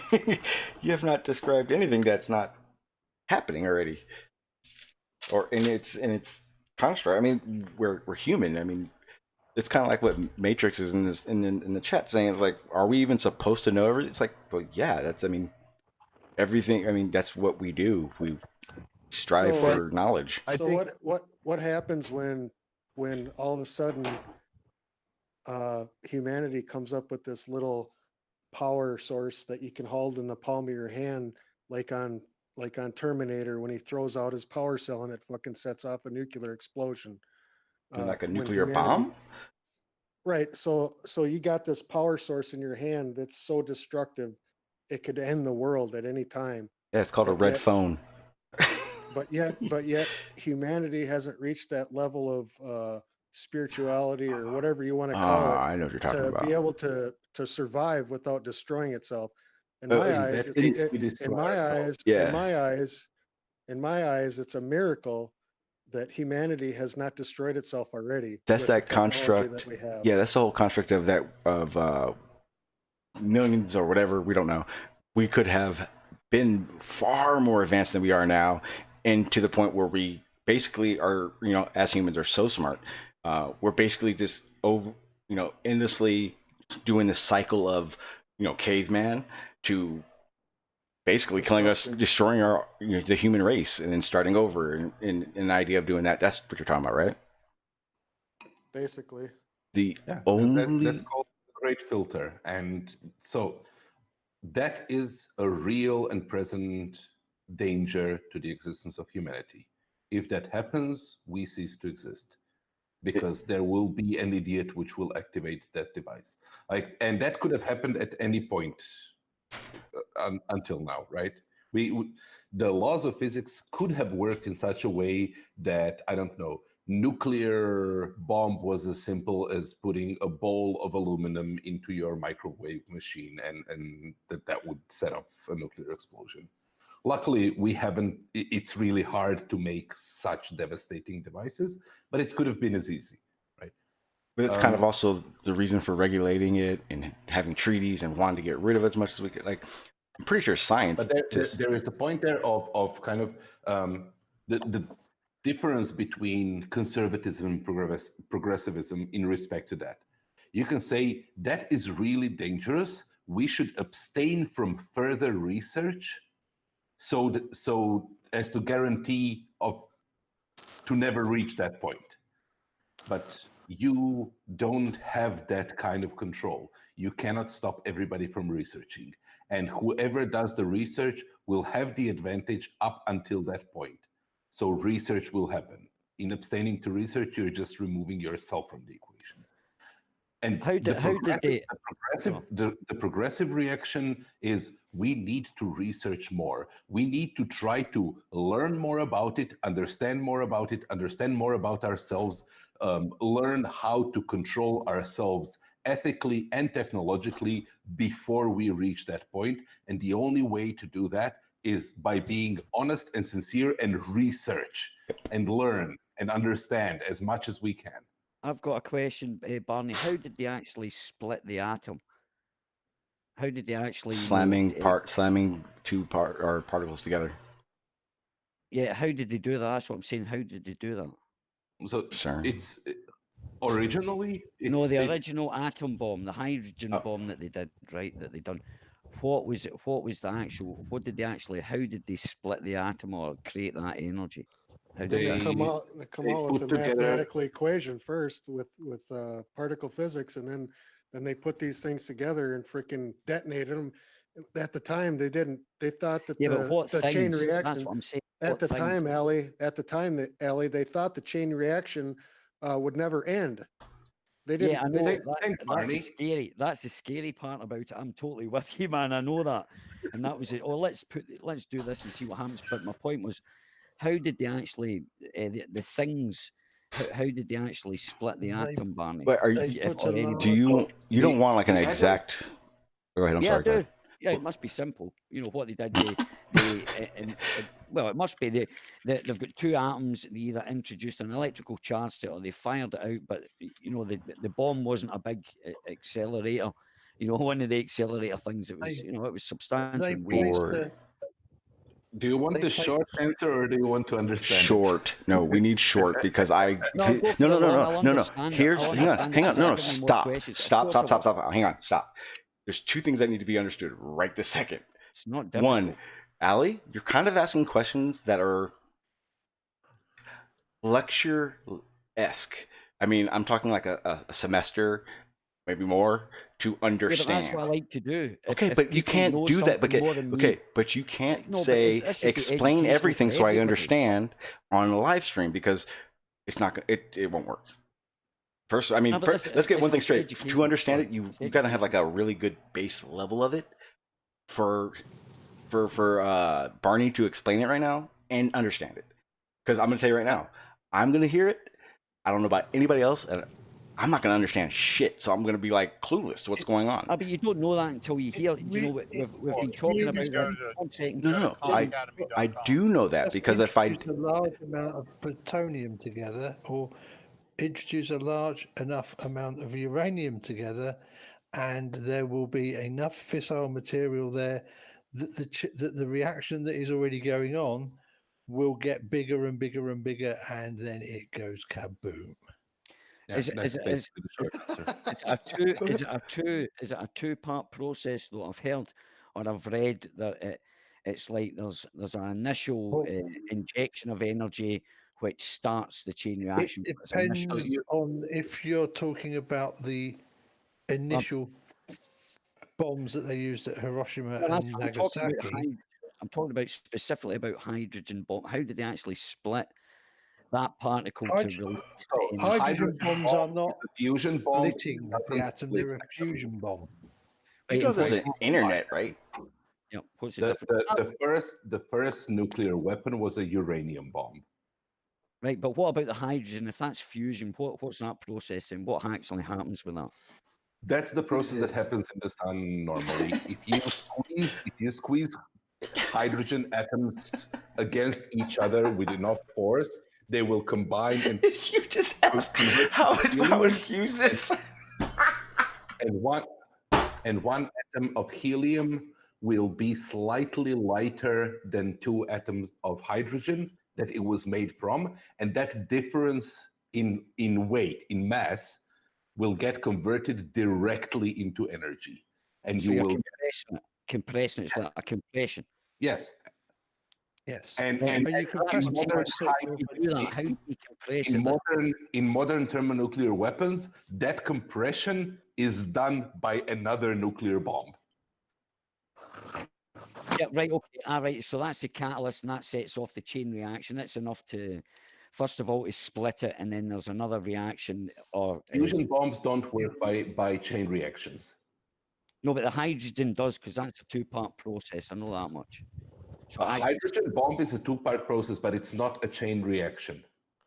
Chain reaction would be something has to happen for something else to happen for something else to well, happen. that is well. It's you can do two links. Something in happening causes itself to happen more. Anything more than one link is a chain. Okay. There is a meaning to the phrase chain reaction. Exactly. What Sean just said, for something to happen, something else has to happen. Yeah, that's a chain reaction. Yeah, exactly. And that's what I'm saying. So there's something that happens, but splits that's the atom. not quite how and we then- define chain reaction in nuclear Yeah. physics. Well, Yeah, it's a difference in chain reactions. It's a difference in Right, okay, now we're one's down a to the semantics of words, but you know what I mean. A chain of events is not identical in meaning to a nuclear chain reaction. A Very well. hydrogen bomb, a hydrogen thermonuclear weapon does not work through the process of chain reaction. But it needs a catalyst, yeah. Is It there a doesn't weapon that we use that does use a chain reaction to compare it to? Process, right. It But it's still needs hydrogen to be compressed so much that it fuses. So that's just one thing it needs, then just compressed hydrogen. Yes, it needs pressure. It needs pressure applied to hydrogen. So And about the only way we can do that is by firing off a fission nuclear bomb. But and wasn't compressed against the walls of something then, or what? Well, wasn't the original they lined basically a ball with a bunch of explosives to create that Yes. compression? Yes. Okay. Would But it that be a wasn't- chain? Would that be a Current chain reaction? thermonuclear weapons use fission nuclear bombs to provide that compression. You basically put a uranium bomb or a plutonium bomb around the hydrogen and then detonate it. I'm sorry. And the hydrogen gets compressed by the thermonuclear explosion of the uranium and then produces even more energy through fusion. Although it's in a I container. believe they try and use tritium in there. Is it tritium? H3 rather than H2? Because It's not H3, it's T2, right? Tritium is not a molecule of three atoms of hydrogen. It is an isotope of hydrogen that has extra 2 neutrons in its nucleus. okay, so Right? You have sorry, hydrogen, and then you have deuterium and tritium. Isotopes. Hydrogen is just proton. Sorry, Gotta I love keep interrupting. isotopes. I'm gonna change my name to Supreme Isotope.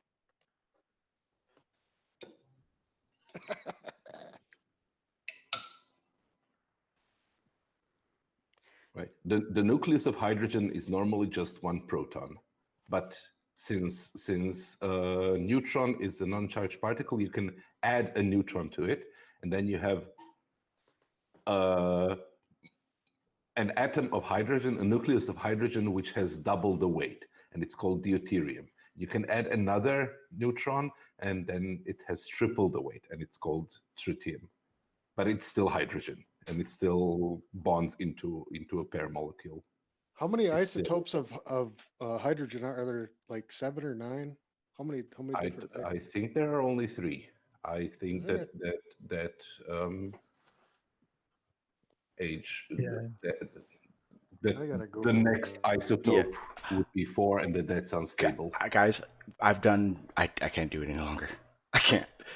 It's been 15 minutes of fucking gibberish, and I have no clue even where to start to even ask a question, which is kind of why I was like, you can't really do that. Yeah. Because it's like, I understand that it's a topic that cannot be talked about in an hour, let alone the 20 minutes that it's gone. Correction, Maxwell, you're right. It goes up to hydrogen 7. Yeah, clueless. Yeah, that's what I thought. And this is looking into this particle physics crap. This is what I thought you were talking about earlier, Maxwell. And now that I'm actually looking at it, I can term it right, and it makes sense. I wanted to talk about how certain aspects of or I'll give you an example right now. So it says the law of electricity and magnetism. It's asking a question. Is it time reversible? Barney, you know what I'm talking about. Can you make that sound more reasonable to what I'm asking? So under most conditions, I'm talking everything too. Time symmetry holds.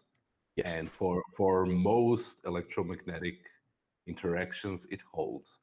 There are certain interactions which are connected. It's not merely electromagnetism. Electromagnetism couples with the weak force, and you get electroweak force. And electroweak force, under certain circumstances, has time invariance due to chirality. But it's why do you want to go into? Because I don't get it, and that's why. That's why. I know. So for most normal interactions, for your everyday experience, for everything that you can effectively see and measure in your life, all you need are protons, neutrons, and electrons, and everything is time reversible, and there is conservation of energy, like the classical laws of physics hold. Now, with that, There are in quantum physics, there are always edge cases. yes, and that's what I want to talk about. I want to talk about the ones that don't. You can't go back in the past with. And can that's how odd it is. And It's not that you cannot go back into the past with. It's that you can differentiate which direction of time you're going with. yeah, but okay, so It is different. It is different if you're looking at the transaction forward through time rather than backwards through time. but the way I thought it was understood is that because you're able to quote unquote reverse time, I guess you would say, or could you or reverse its or would you be able to just tell? That's what it is basically. When it came, like, for one of the examples that I saw that I understood was basically orbiting. The way we orbit around the sun, which is going to fall into a question, the way the Earth orbits around the sun, we can essentially reverse time, and essentially, in the way it was explained, it would do the same thing. But here's a question: how do we know there wasn't something that played a factor in the past that we couldn't predict in the future? For instance, imagine we're going around the sun, or we're orbiting the sun. How do we know 1 billion years ago something didn't hit Earth and bump it a little bit? Wouldn't that we were going back in the past not work? You know what I'm saying? So, like, well, you know what I'm saying about the orbiting part, how orbiting and then going backwards. But how can we do the prediction of that, of what's going to happen, not knowing if maybe something did bump it, maybe this happened, maybe that happened. Okay. Why does that bother you? I don't see where the problem is in your example. Because when I was listening to Feynman explain it, it kind of seemed as if a lot of science's predictions are based on whether or not they're able to do that. Would you tell the difference between reversing the time versus forward? Yeah, you wouldn't. Okay, I think I see what you're getting at. No, you wouldn't. You can reverse time, you can infer causation, and you can create predictions. That there is no problem with that in respect to time symmetry. But when the violation of time symmetry and of chirality and those are all interconnected in such a way to always produce the same universe, the real universe. There is no contradiction in that, right? Mm-hmm. There is no reality violation. There is no reality dysfunction in that. Okay.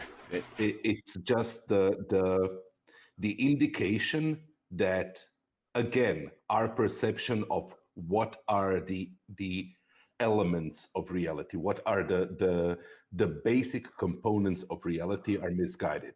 That what we call time and what we call charge and what we call chirality, that those things, or parity, that those things themselves are not truly elemental, and that there is a more basic explanation of nature beneath them. In the same way that Einstein showed that space and time are not basic elements of reality, that space-time is, and space-time intervals, right? Yeah, okay. That the effects that we thought were static and real and absolute and basic, that those were actually apparent and emergent from something more basic. So then is that more of Did I hear you say that you can reverse time, Barney? Sorry, Sean. No, Yes, there is no difference between. How you doing, Montreal? Okay. Yeah, he was going to say there's no difference between. You didn't didn't hear me say that I can reverse time. This is all the theoretical illusion of going back in time versus in the differences of it's not actual turning back. It's like saying if we could, we would see the same. Or would we? Saying if, okay, I misunderstood. Sorry. It is saying that every physical explanation, every sufficiently small interaction that you can look would look exactly the same if you just turned everything around, would just play out in reverse without changing any laws of physics, that there is no real directionality of time. Isn't there something called the arrow of time, Barney? There is a concept of the arrow of time, yeah. What you say, arrow or era? Arrow. Arrow, okay. Arrow yes. of time, as in something that points from the past towards the future, right? Mm-hmm. That the arrow of time is not contained within physical laws. So that's kind of a general relativity hiccup. According to science, there should be another universe exactly like our universe where everything is running backwards. No. It's a construct of there could be a multiple symmetry. others of symmetry. It'd be multiple realities like this going, or every situation playing out. It's not you're going back into that anti thing again, but it's super symmetry. Super symmetry. Super. I think it's not that one. It's what's it called? No, that's what that guy was talking about for every quantum reality. Yeah, it's super symmetry. It means that there has to be. It's like that yin and yang thing. No. It's super string. It's a super string.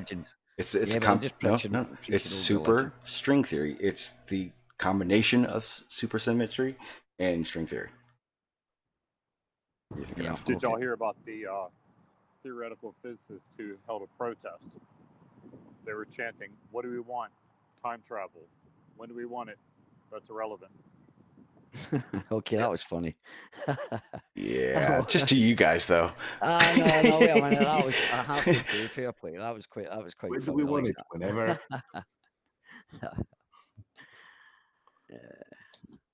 Guys, according Wouldn't it be to better if he said chair, yesterday? I think it would have been funnier if he would have said yesterday. Come on, don't take the wind out of Cliff's sails now. You're an awful man. Right, back to Montreal. Montreal, that was really quite good. A line of questioning the other night there. You kind of stunned Barney. He kind of, I guess that'd be a perception, I guess, or one's own perception. This is from a non-biased. I don't have any. I'm not emotionally tied to anything. I'm absolutely not. So I can watch it from both sides. And when I see a good win, like the same as Riley got his ass kicked by Rumpus the other fucking night because he never, what do you call it? For a lawyer. He said, I could have done a better job than that. You know what I mean? There was just absolutely... And then he said... then he complained about not knowing Rumpus's response. Oh, fuck. You know what I mean? So what? Kind of thing, using that as an excuse. So I'm quite honest about things and unbiased. And Montreal absolutely destroyed Barney the other night in that conversation about Coriolis and how that conversation evolved. And that's a fact. And anybody want to look at it any difference? So I would just like to congratulate Montreal. Well done, buddy. Good on you, mate. That was thank you, Ali. Thank you, bro. Wait, hang on. Hey, Montreal, do you agree with? Yeah. I thought it was a great conversation between two people that weren't trying to get one up. That's what I got from it. I thought it was a great conversation. He knows more shit than I do. That's for sure. But I enjoyed it. I enjoyed it just for other reasons, man. The fun of it. It was great. You just have to be brought down a peg to realize that you don't know everything, kind of thing. I'm not sure what dimension you're watching because there was no crushing, there was no peg but the dropping. amount of excuses. Ooh. Well, there was, but it was during a conversation. But the point I was was, there. it was listening to Barney run around with all the excuses that I would have myself, if I believed in what I would have ran about, scrambling for the reasons or excuses for every question. So if someone says the way someone gives you their opinion, and someone else gives their opinion, and someone else gives their opinion, that's a crushing. Because no, it was a question. It was a question and the answer. See, I was listening to the questions, analysing the questions, and listening to the quality of answer that Barney was given. And it was just like hilarious listening to just run around and contradict himself, and for a whole like half an hour. It was brilliant. When did he contradict?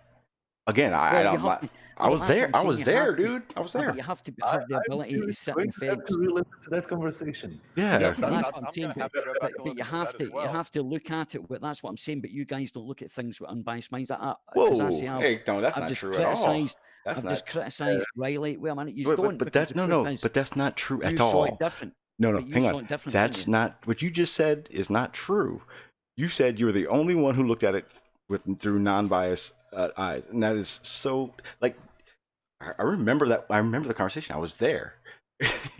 But you're looking at it from a biased standpoint. No, you're saying you just did it again, Ollie. What the fuck? Yeah. No. I'm gonna tell you right now. I promise you. I promise you. I am far less biased than you are. Period. You want to know how I know this? Absolutely not. Oh, are you sure about that? Well, I have to be because I'm do you biased hear towards myself. Exactly. There you go. That was kind of a stupid question, Sean. Come on, buddy. No, it wasn't a stupid question because what I'm trying to get at is the fact that you're telling us your opinion right now, and you're saying I'm non-biased. Yeah. But I know when I'm being biased. I can feel it when I'm being biased. As I say, I don't think so. I listened to a conversation, right? What I did was the other night, I listened to a conversation. How is it that you are the only non-biased person? I'm not. But you said you were. No. There's plenty of people that are non-biased. I'm just one of them that comes out and talks about it. That actually can actually say they're non-biased. Were you the only non-biased person listening to their conversation that day? Because even the person the person you're pumping up right now said he didn't even see it that way. Yeah, but that doesn't matter because he wasn't looking. I was outside the. It's like wouldn't that make you biased? Because you were looking for Montreal. I have no. I wasn't looking for anybody to win. I was listening to a conversation. I was an observer. I had no emotional attachment to either person. Didn't matter who it was. All I heard was someone asking questions, and the replies that he was getting was just like way below par. Here's the thing. Running about. Here's the thing. But I would say. Hang on. But the problem is that Montreal's idea of how things work and Barney's idea of how things work, they're not the same. So they're going to have conflicting answers and or questions that don't come out the same. Again, I didn't hear Barney struggle. I heard Montreal asking questions. Barney answer questions. If it was to Montreal's satisfaction or not would play out to whether or not Montreal would press harder. But at no point was Montreal crushing Barney, nor was Barney crushing Montreal. They literally had a conversation that wasn't trying to win. I mean, I'm exaggerating. I'm using words like adjectives like pummeled and stuff like that just to wind Barney up and just to wind up. I admit that. It didn't work though. Barney's not wound up. I am. But his ego's hurt. His ego is hurting because I hit the truth. He realizes that at the same time, you're only showing your bias right now. Your bias against Barney. Do you not see that? No, there was no bias. He was part, right? It was like watching. It was like watching a television program. I was an observer. I was listening to someone ask questions and someone answer, and the quality of answers and it didn't match up. I thought it was Montreal's finest hour. Wow. I actually I have a way in which to agree with Ali. Wait, stop this. Fuck this. God damn it, Barney. Why do you feel the need to go against everything I fucking say? We live in a closed system, okay? Gravity is a fucking force, okay? No, it's not. And Montreal did not crush you. It really isn't.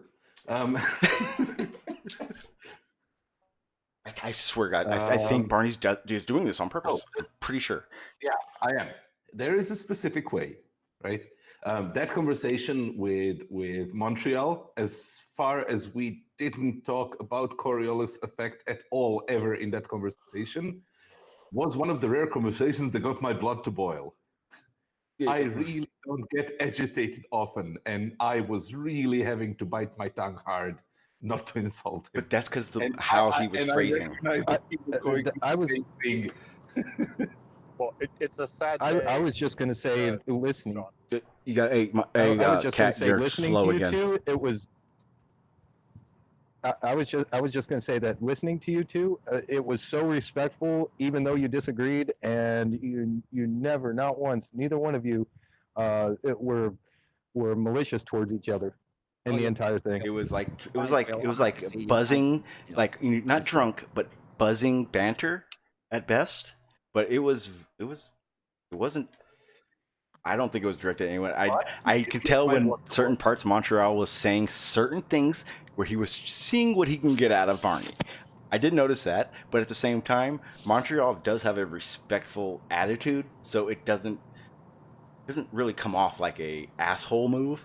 But I mean, Ali, you kind of have a very profession. You have what I call a profession in triggering. So I can see that's why you're doing this. That was a little one. No, but that was my honest opinion. I was just saying maybe not a pummeling. I was exaggerating. I know. Yeah, and based on your opinion, that makes you biased. Yeah, say it. No, not at all. Say you're biased. Say it. I wasn't biased. Ali, you were biased as fuck. I was the observer. Fuck. You can be a biased observer. You even said that I was on purpose disrupting conversations. Oh, you do. I'm not. You do. Not on purpose. Not on purpose. Ali. It's not Ali. It might. Ali. I can tell you. I don't look. That would say that I had an agenda or I was coming, which I don't. Well, I don't there come are in specifically. different reasons for what you do, and I can tell them because I've known you a while. No, I'm saying right now you're in question mode. I can tell you're in long question mode. It ain't that bad, but when was it? Fuck. Probably the last time you were when we got in our little feud, so call it. You and Pete weren't playing nice, and you both fucking know it. Admit it. Go ahead. No, not at all. Liar. I can't do that. I'd be liar. I'd be dishonest. No, not at all. I'd be dishonest to myself. You don't know me, Sean. I do. You can believe what you like. I do. I can tell. With my hand. Okay, I well, say that if with my hand in my heart. Never ever have I had an agenda. Do that. I might come in. I've got an agenda with some questions that I've been thinking about just to get. Okay. See, I don't think you're sitting there plotting, and when I go live, you go, "Oh yeah, it's time." I meant that day when me and you got into it, you and Pete were in "we don't give a fuck" mode. I know your "I don't give a fuck" mode because your "I don't give a fuck" mode kind of starts contradicting yourself, and when you ask questions, I do kind of. I don't know you personally, Ali, but I know you enough that I can tell when you're talking about a topic on whether or not it's an interest or you're trying to find that dig. I can tell. It was just something you done, actually. It was something that you done the way that you... Oh, no. Oh, I snapped at you. You done a dishonest... But you did a dishonest, and it felt fake. Oh, it was my fault. That's what I apologize to you, too. Yeah, I know you did, and I accept it, and good man for that. And that's, that's good. We moved on, and that's why we can still have controversy between us. We've moved on, kind of thing. But that was the reason I wasn't feeling shitty up to that point. I would have probably ended up attacking Pete Shear at the end of it when he started calling me a tranny or an agent. But it just didn't happen to go that way. It just went a bit funny. But that's what that would have happened when, you know what I mean? So it was like, it's good that, it got resolved. But with my hand in my heart, I don't come in with any hidden agenda. Again, I'm not frustrated. Yeah. Again, it's the way I said it. You have a way of wanting to know and once it's in your head, that's there. It's not going anywhere. I'm pretty sure you've been thinking about like, how do I get back into that question? Because I want to know. Like, I'm not saying you're a troll. You're not a troll. Pete's a fucking troll. Pete, flat out, well, as much as I can believe or know reality. Yeah, 100%. But there's limitations to our knowledge. So and there's a difference because you don't do the troll like. Okay, when you do decide that like something's happening and it's a fucking shit fest or whatever, or you're feeling disrespected in any situation, not just here, you don't quote unquote not saying you don't troll your beliefs. Like, you step away from how you feel about it and go somewhere else and start ranting or something. That's the one thing. But that's one thing that I do respect about it, because it's you're not trying to bullshit an idea. You have your ideas about how shit works, and that you may be more pressed to those, but you don't troll. Like, you don't chemo, you don't fucking Riley your beliefs. Oh, well, I actually agree with Chemo's thing on pressure, but that's another topic. Okay, you know what? Now you're fucking trolling. But I don't want to get into it. It's not even possible. It's not even possible. I actually went into this. You can go to CV. Oh, you don't have a CV. You can go to a home repair store right this second and go buy a fucking tool that will measure the atmospheric pressure for you in your face. So that whole thing with chemo is complete crap. It's not even worth entertaining. Like, really? Yeah, well, as I say, I thought about this about a year and a half, and I had quite a year and a half or 2 years, but it was more to do with the heat that was the source, or the actual that caused the molecules to rise. If it was cold, they naturally wanted to progress to the ground. Why is the preferred direction of a gas molecule upwards when gravity is downwards? Buoyancy. No. An atom is buoyant now, is it? Well, why is that preferred direction up? Why is helium preferred direction up when there's gravity? The same way a balloon or a ball with air in it underwater wants to pop up. Proportional to its mass. Not proportional. It is proportional. Yes, it pulls the same, exactly. It's proportional to its mass. Right? That gravity. Oh, okay, I see what you're saying. I'm sorry. It'll be pulling down all the time, but for some reason, the preferred direction of gases seems to be up the way, and the reason that they go up is because. But if you got one of those a balloon and you squeeze with your hand, what happens? I have supported you. I have supported you in the statement that it's proportional to mass, but you are very imprecise. Support me after I've finished. Hey, Sean, pull up that article I just posted. Support me after I've finished. I can't right now because there's like 3 people talking. But Ali. Yeah, but can I finish? But hang on. See, Sean, you're going to say something against me. Barney interrupted me. I was just about to finish. Actually, I was going to say that you were in the middle of saying something, Barney. Hang on. But then I was going to say, Ali, please cut your explanations into parts so that it's not a 15-minute Ali rant. It wasn't. It will be. 2 minutes it would have taken me to explain but it. It will be.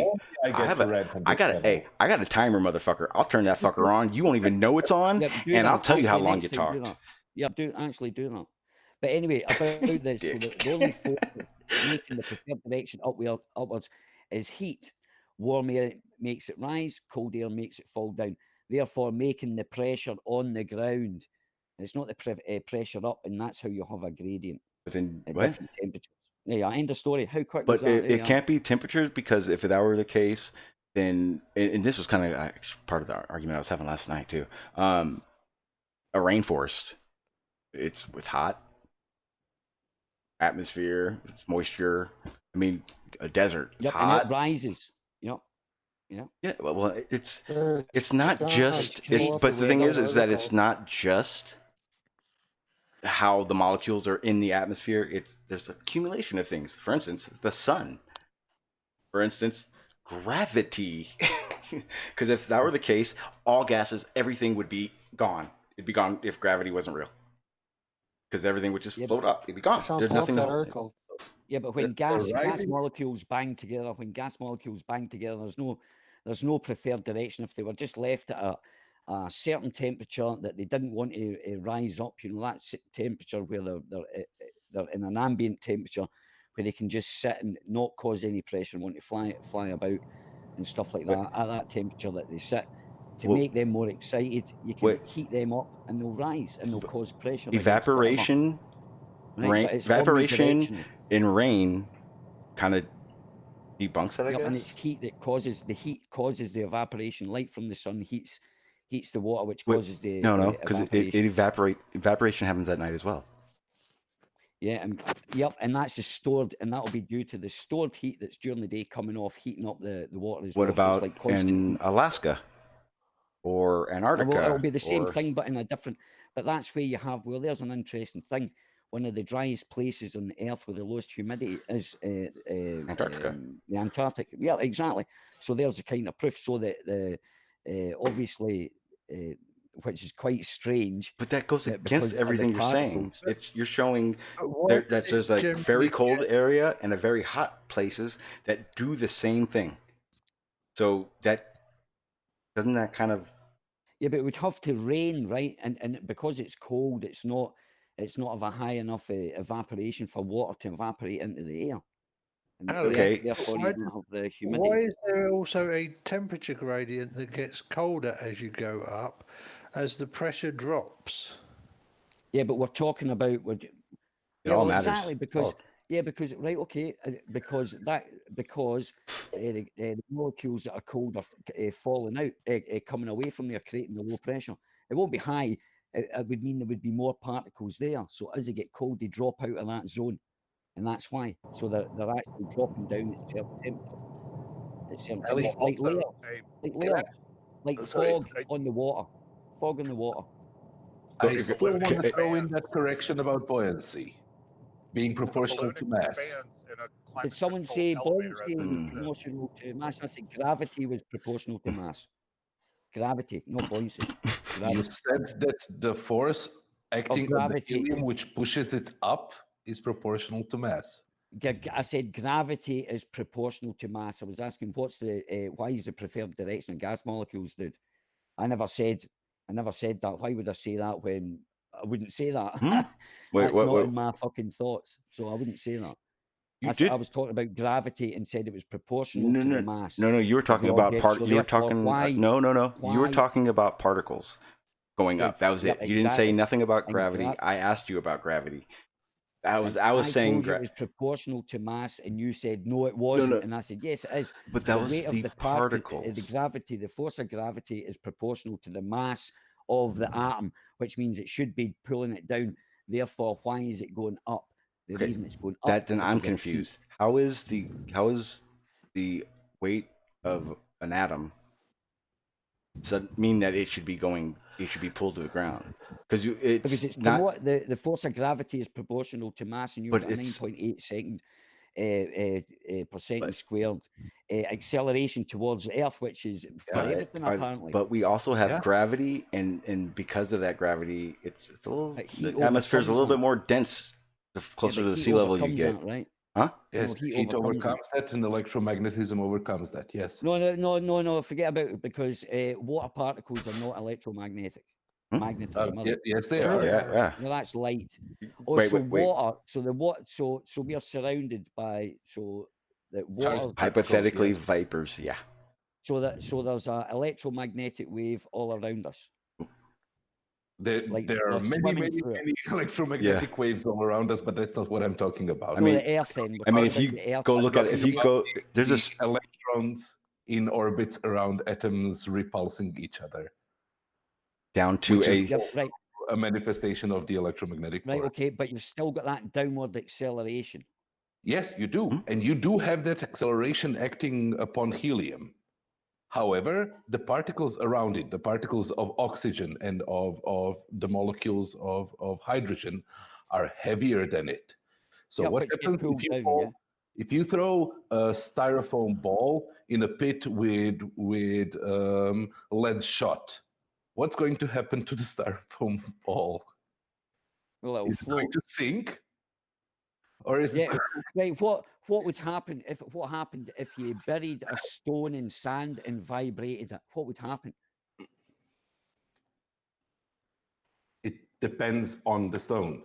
It depends. No, any on stone. the It doesn't density. matter. Stone. It could be granite or it could be just whatever.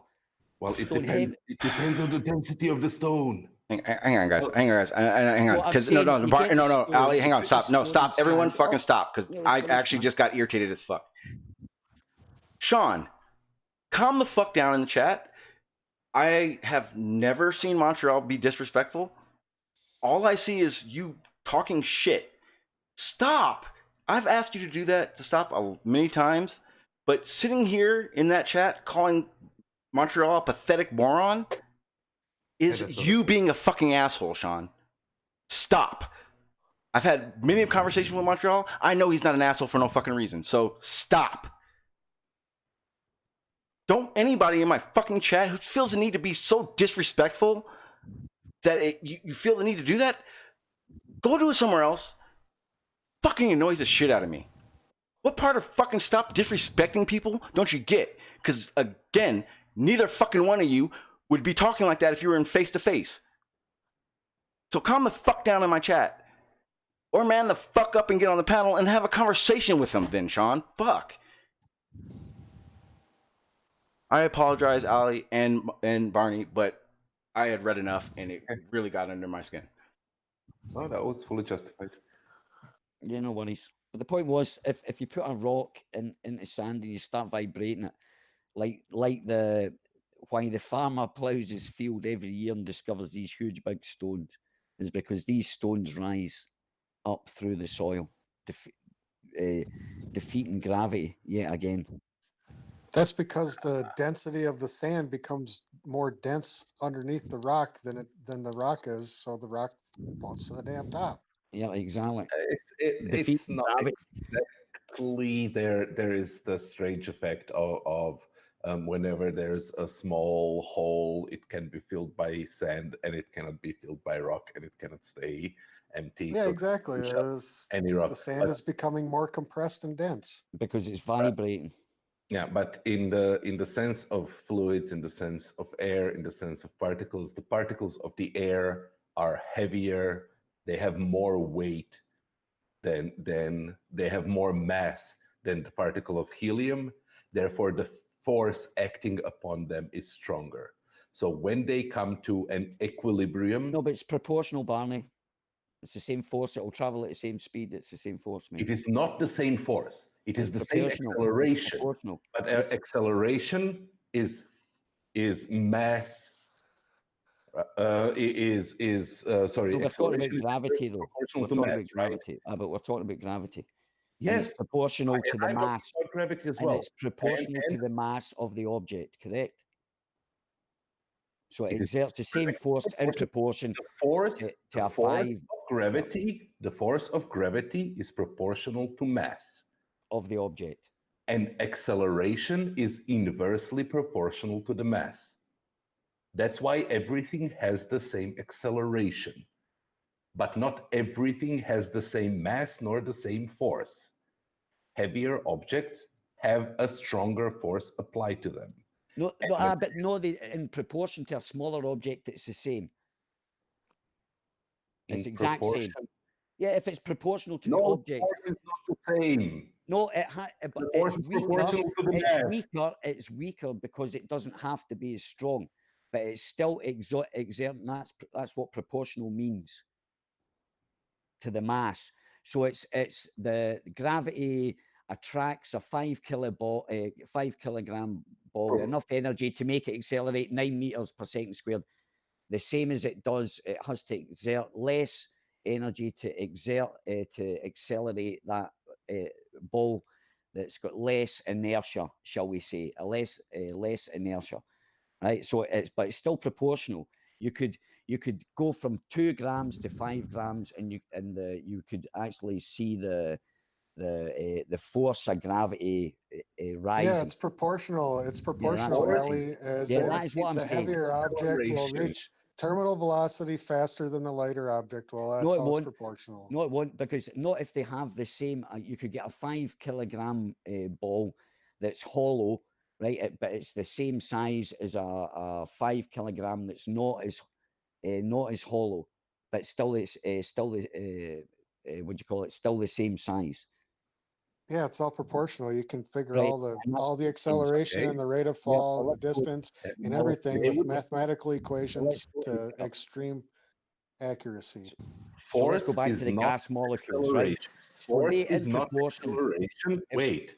It wouldn't matter if it was the molecule weighed 5 grams or the denser object, because size doesn't necessarily have anything to do with weight, or the mass of it doesn't have. You can have something the same size, the exact same shape, that weigh different because one's hollow and the others. But the force will still make that that inertia of the the lighter ball and the heavier ball. It'll be different force of gravity, but it'll just be enough to make that ball, the lighter ball, and the heavy ball accelerate at the same speed. That's it. Yes, that is correct. And then So to I reach an understand. equilibrium, and you have the scales effect, where the stronger force will defeat a weaker force. The stronger force will continue pushing its object down, and the weaker force will then be counteracted, but in proportion to the difference between But their it's the same masses. acceleration. Can you let me finish a sentence? So the helium will literally get squeezed out upwards by the weight of the air which is going downwards. That's why buoyancy is buoyancy. That's why it is that's why it is proportional to the mass that it displaces, right? And that's why lighter things go up.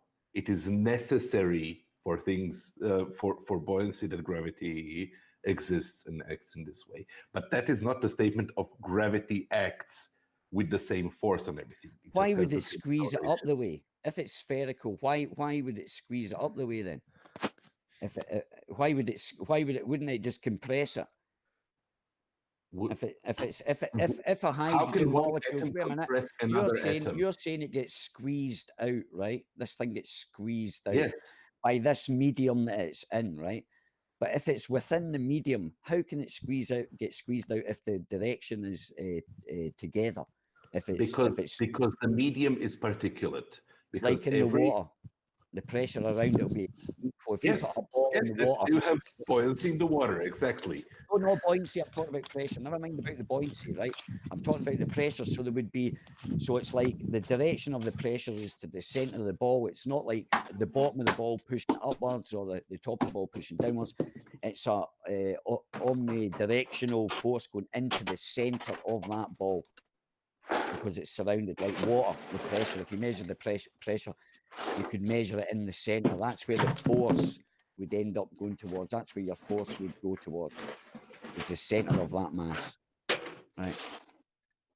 So, Maxwell, are you moving furniture? My bad. No, I'm feeding the horse. oh, you got horses? Just one. The other one You got died a couple horses? weeks ago. I had to bury it. Oh, that's a shame, man. How old was it? The other one was like 30. This one's probably about 15. Oh well. All right, okay, right. I do a bit of I like a bit of riding myself. It's quite liberating. It's quite fun out in the forest and stuff. But anyway, back there, Barney. Well, that was it. That's what I'm saying. Why is the preferred direction up? Because it can't. It's not going to squeeze up the way. There'd be no reason for it to squeeze. It would squeeze it and compress it, wouldn't it? You know, if you took something deeper into water, it would squeeze it together. But right? those things have an elastic repulsive force amongst themselves due to electromagnetic forces between the electrons in their shells, right? They're not solid balls just knocking each other about. Yeah, but heat stimulates it, right? Heat gives it and when they settle down so that the strength of gravity and that repulsive forces equal out, then you get literally a scales effect. Like if what you were saying was true, in the way that you were describing it, then we couldn't measure weight by scales, because both of the weights, even if they were different masses, would be pulled down by the same acceleration, and the weight would and the scales would always be in balance. That's not how it works, right? The heavier thing goes down and it pushes up the lighter thing. But if you get a bar of metal and put find its fulcrum point right in the middle or whatever, the center, and stuck it there, it's nothing at all. You know, it would be level, wouldn't it? You're saying because of the weight of the object. I don't understand your argument. What you were saying there, actually. I'm a bit lost what you meant there. While things are falling down, while things have no force supporting them up or resisting gravity, they are all falling effectively through vacuum at the same acceleration, but they have different forces applied to them. Once they settle down, once you get an equilibrium between them pushing each other away by repulsive forces and their kinetic motion, right? Then the heavier thing, the thing which has more gravitational force, which we call weight, the thing that has more weight, will get pulled by stronger force and will push up the lighter thing, will squeeze it out. In the same sense that scales are like the tool for measuring weight, the heavier, if you put a heavy weight on one side and a light weight on the other, the heavier weight will go down and push up the lighter one. Yeah, but how would the hydrogen? Oh, yep. Sorry, Montreal, on you go, mate. I'm finished. No, go ahead, Ali. Go ahead. All right, just one last. Sorry, and then it's just one last question. So, well, we understand that hydrogen comes out the ocean or whatever for some reason, how it comes about, but it comes from the ground. So if, according to your theory, then how would it permeate that barrier of the bigger particles, heavy particles? How would it actually permeate? How would it sort of get squeezed out the other way? It would never get a chance to pass through that, you know, that. In the same way, so a bubble of air in water gets pushed out by the water falling around it and underneath it, right? Well, I don't know about that. It's the same effect in like if you pop a hydrogen balloon, the air will fall around the hydrogen and push it up, unless they can we'd dissolve. have to pull it up, Barney, because it'd be the bottom of this layer, right? You'd have the top of the layer and the bottom of the layer, but it'd be the bottom layer that would be pulling this up the way then. Because if it was pushing it, it'd be pushing it down the way. It couldn't push it up the way. Because it has to start at the bottom, so it's got all that mass on top of it. Does the water push the balloon? No, we're talking about hydrogen. Does the water push the bubble of air down in it? No, we're not talking about water. It's not in water we're talking about. We're talking about the same effect. It is no, you can say that. No, but it's not because, right, okay, so it's buoyancy then. So it's actual buoyancy. It's not the pressure of the surrounding particles then. It's buoyancy. Those three effects, gravity, buoyancy, and pressure, are the same thing. Right, but you've got these two forces, especially the weight, the mass of the atmosphere, plus gravity, working against this tiny little atomy thing that's going to go up. It's going to go up the way. The weight is the pull of the gravity. I'm confused. What its weight, then it means it's got the same pull on it, whether it be a 5 kilogram atom or a 0.000 gram atom or whatever you want to call it. It doesn't matter. It's proportional, meaning the same force, so there's no reason for it to go up the way, is there? Yes, there is. It's exactly the same as a bubble of air in water, right? The water is heavier than that bubble, and gravity is acting on that bubble. So why isn't that bubble being pushed down twice as much? Why? Because the water is being pushed down more than the bubble. So the bubble gets squeezed in between the water and upwards, right? It's the same effect in air. Why isn't the bubble of hydrogen being pushed down? Because the air is being pushed down more with a stronger force. It has more mass. So it will go down with a bigger force. It will have a bigger potential to go down. Right? All right, right, thanks. I'm finished. On you go, Montreal. I'm finished. But thanks, Barney. Yeah, thanks for the conversation. Very nice. Thanks, Ali. I just wanted to ask Barney. He said before, when things fall down, I look around and I don't see anything falling down. What do you mean by that, Barney? I I have no idea what you have just said. What do you mean you don't see things falling down? Yeah, what? No, things don't fall down? No, things don't fall down. I look outside and nothing is falling. I see trees, I see my garden, I see my table, I see my car. Nothing is falling. Is the sky full of dead birds? I was asking Barney, but okay, Schwarzenegger. No, it's not full of birds. What do you mean by that? So when birds die, do they stay up there or not? How did they get up there to begin with? They created lift with their wings. My point exactly. So things don't fall, just fall. Wow. Things are at their equilibrium until, yeah, wow. No. Things are at their equilibrium until a force acts upon them. We can expend energy to create a force opposite any other force.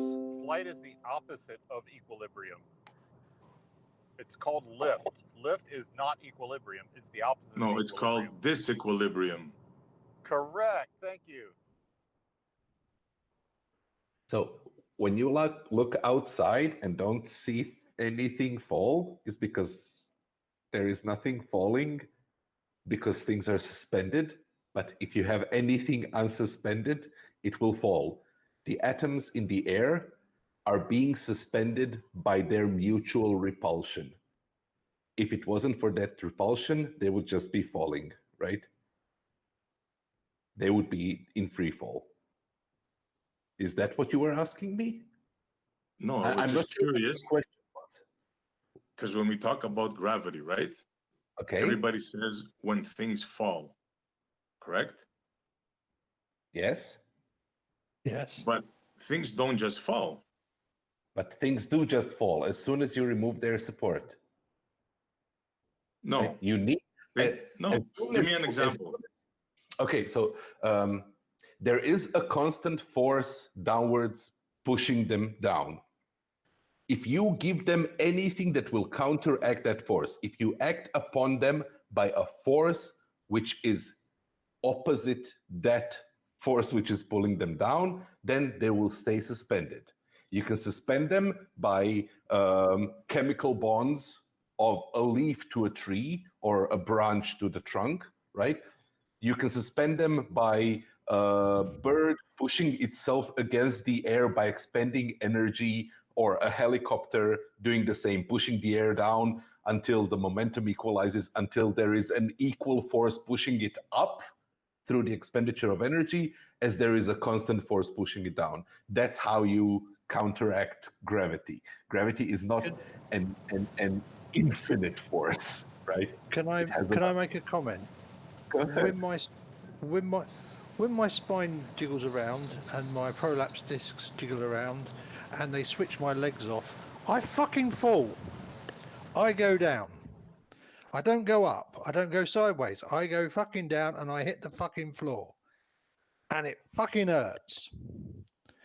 And in reality, gravity bloody sucks. And like, this is so obvious, but here, you don't see anything fall? Watch this. Well done, Barney. Have you seen it fall? The only thing. All right, I just wanted to say, that's all. Okay.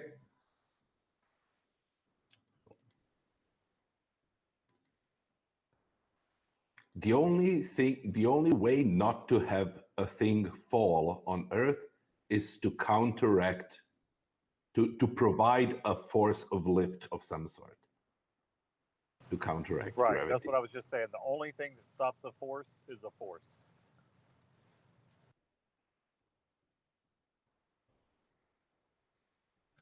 Just May giving the something to think force about. be with you. May the Newton nuke force be with you.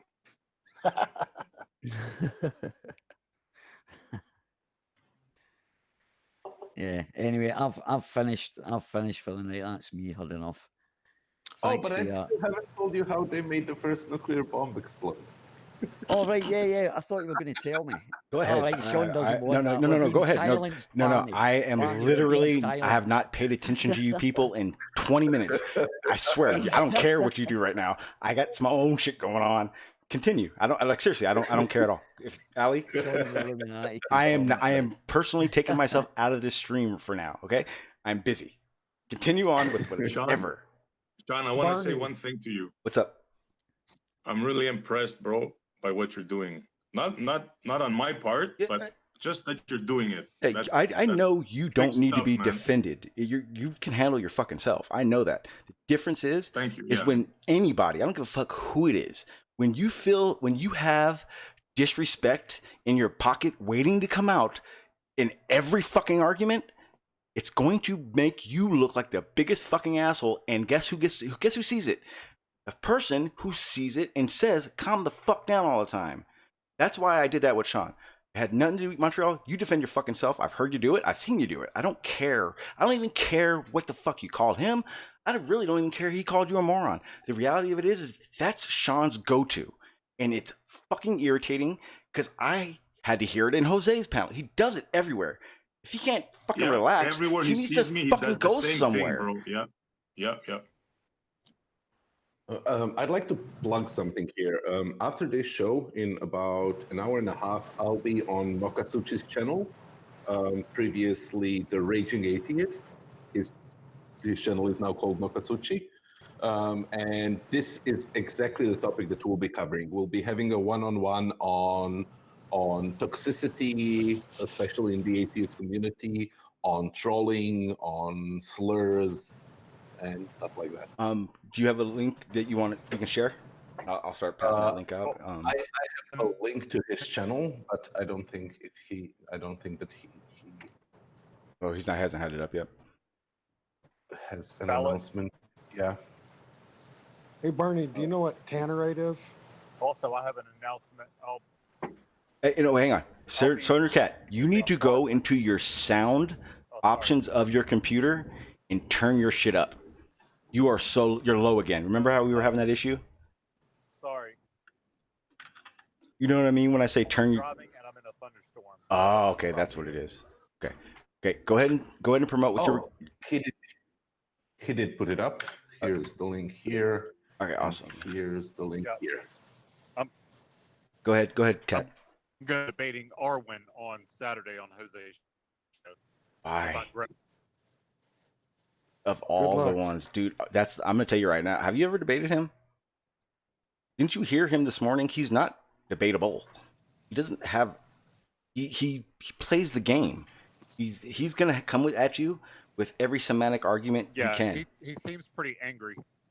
He doesn't. No, he's come up with this. He's literally. Theory. He's literally the only flat earther that exists with zero theory idea of how it works until he needs it. Like, don't you realize? Like, he is so. I didn't say that, or I may never make a claim. Like, he's scared to. Like, he is a weird little man. No, reality. We live in some kind of reality that we're in as like some kind of a Mobius strip. I don't know why I wanted to punch you when you said that. I mean, these theoretical physicists will have you believe in wilder shit than that, man. Extra dimensions. You should thank them for that. Bubble universes. Wait a minute. So you can, I have to stick up for that one. I think some of this, it's like all of us. Some of the stuff, I think he does. I'll admit, Sean, he does say shit, right, and then deny he said it after he's done it to me, and we Yeah, fell out about we it went and on a stuff like that. But presuppose argument today. You're like, you're presupposing. I didn't say that. No, you don't have to say it. You're doing it.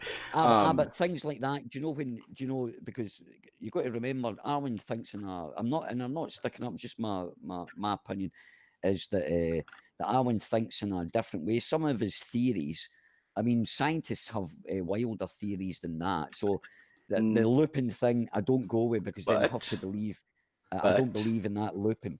I don't believe in that looping universe. If you get a red marker and you get a black marker, you're never, no matter how much you mix those together, it does not matter for how long, you're not going to get white. Yeah. And that's reality. If it doesn't work, if an experiment doesn't work, it's wrong. Well, that's what I'm saying. I always you got to say throw that it light. I say that the light going through a prism is the property of the prism, the same as when it goes through water. I don't believe it's made up all the different colors. But it's not the same. There's different medians. It means they would have a different index of refraction, which we can No, test. but I'm saying the effect, the rainbow. It's a rainbow effect. A rainbow effect. I've seen it through glass. When I was working, and it takes in our penthouse. It takes the same situation to happen for that to happen. It has to hit at an angle. It has to be a certain that if it's a prism or it's a glass window pane, if the median is the same in the index of refraction, it's going to make a rainbow. It's just the way the light hits it. That's why you can't just shine light at it in any direction and will do it. Doesn't work that way. Apart from water, because in the penthouse place there was a huge big park and there was this massive waterfall. I should have taken photographs, because the way the light was shining on this, it was like double paned glass. It was like double pane glass balcony. You know, it was to stop you falling over the edge. But it was kind of laminated together. And when the light was shining through it, I actually made a rainbow on it was like sort of terracotta, like balcony thing, this huge balcony kind of thing, but it was terracotta, but it made that stripe so I could see that. And I looked across at this park, the big waterfall, the light was shining, and it was just, as long as the sun was out, it was just a rainbow kind of thing. So it's the property of it. I don't believe that they colors are what light is. It's just the property of it. It's just the water or the glass or whatever the medium it's going through creates that illusion, that effect. And they've just said, "Oh, look." Would the glass? Okay, but would the glass do it without the light? Well, no, it wouldn't. There you go. Yeah, exactly. But exactly. But it's the point of these two things are interacting now. To say that surmise, because you see this thing, these colors coming out, that means that the light. But wait a minute, you've got two objects there deciding. Oh, that's the light. That must be the light that's causing that illusion, not the glass kind of thing. You're putting the onus on the light. No. It's a combination. It's the light. It's the light through the medium. You're discounting the entirety of optics and spectrography. No, I'm not. I'm just. No, you are. I'm not You are 100%. You're saying that it's not the median that makes the rainbow.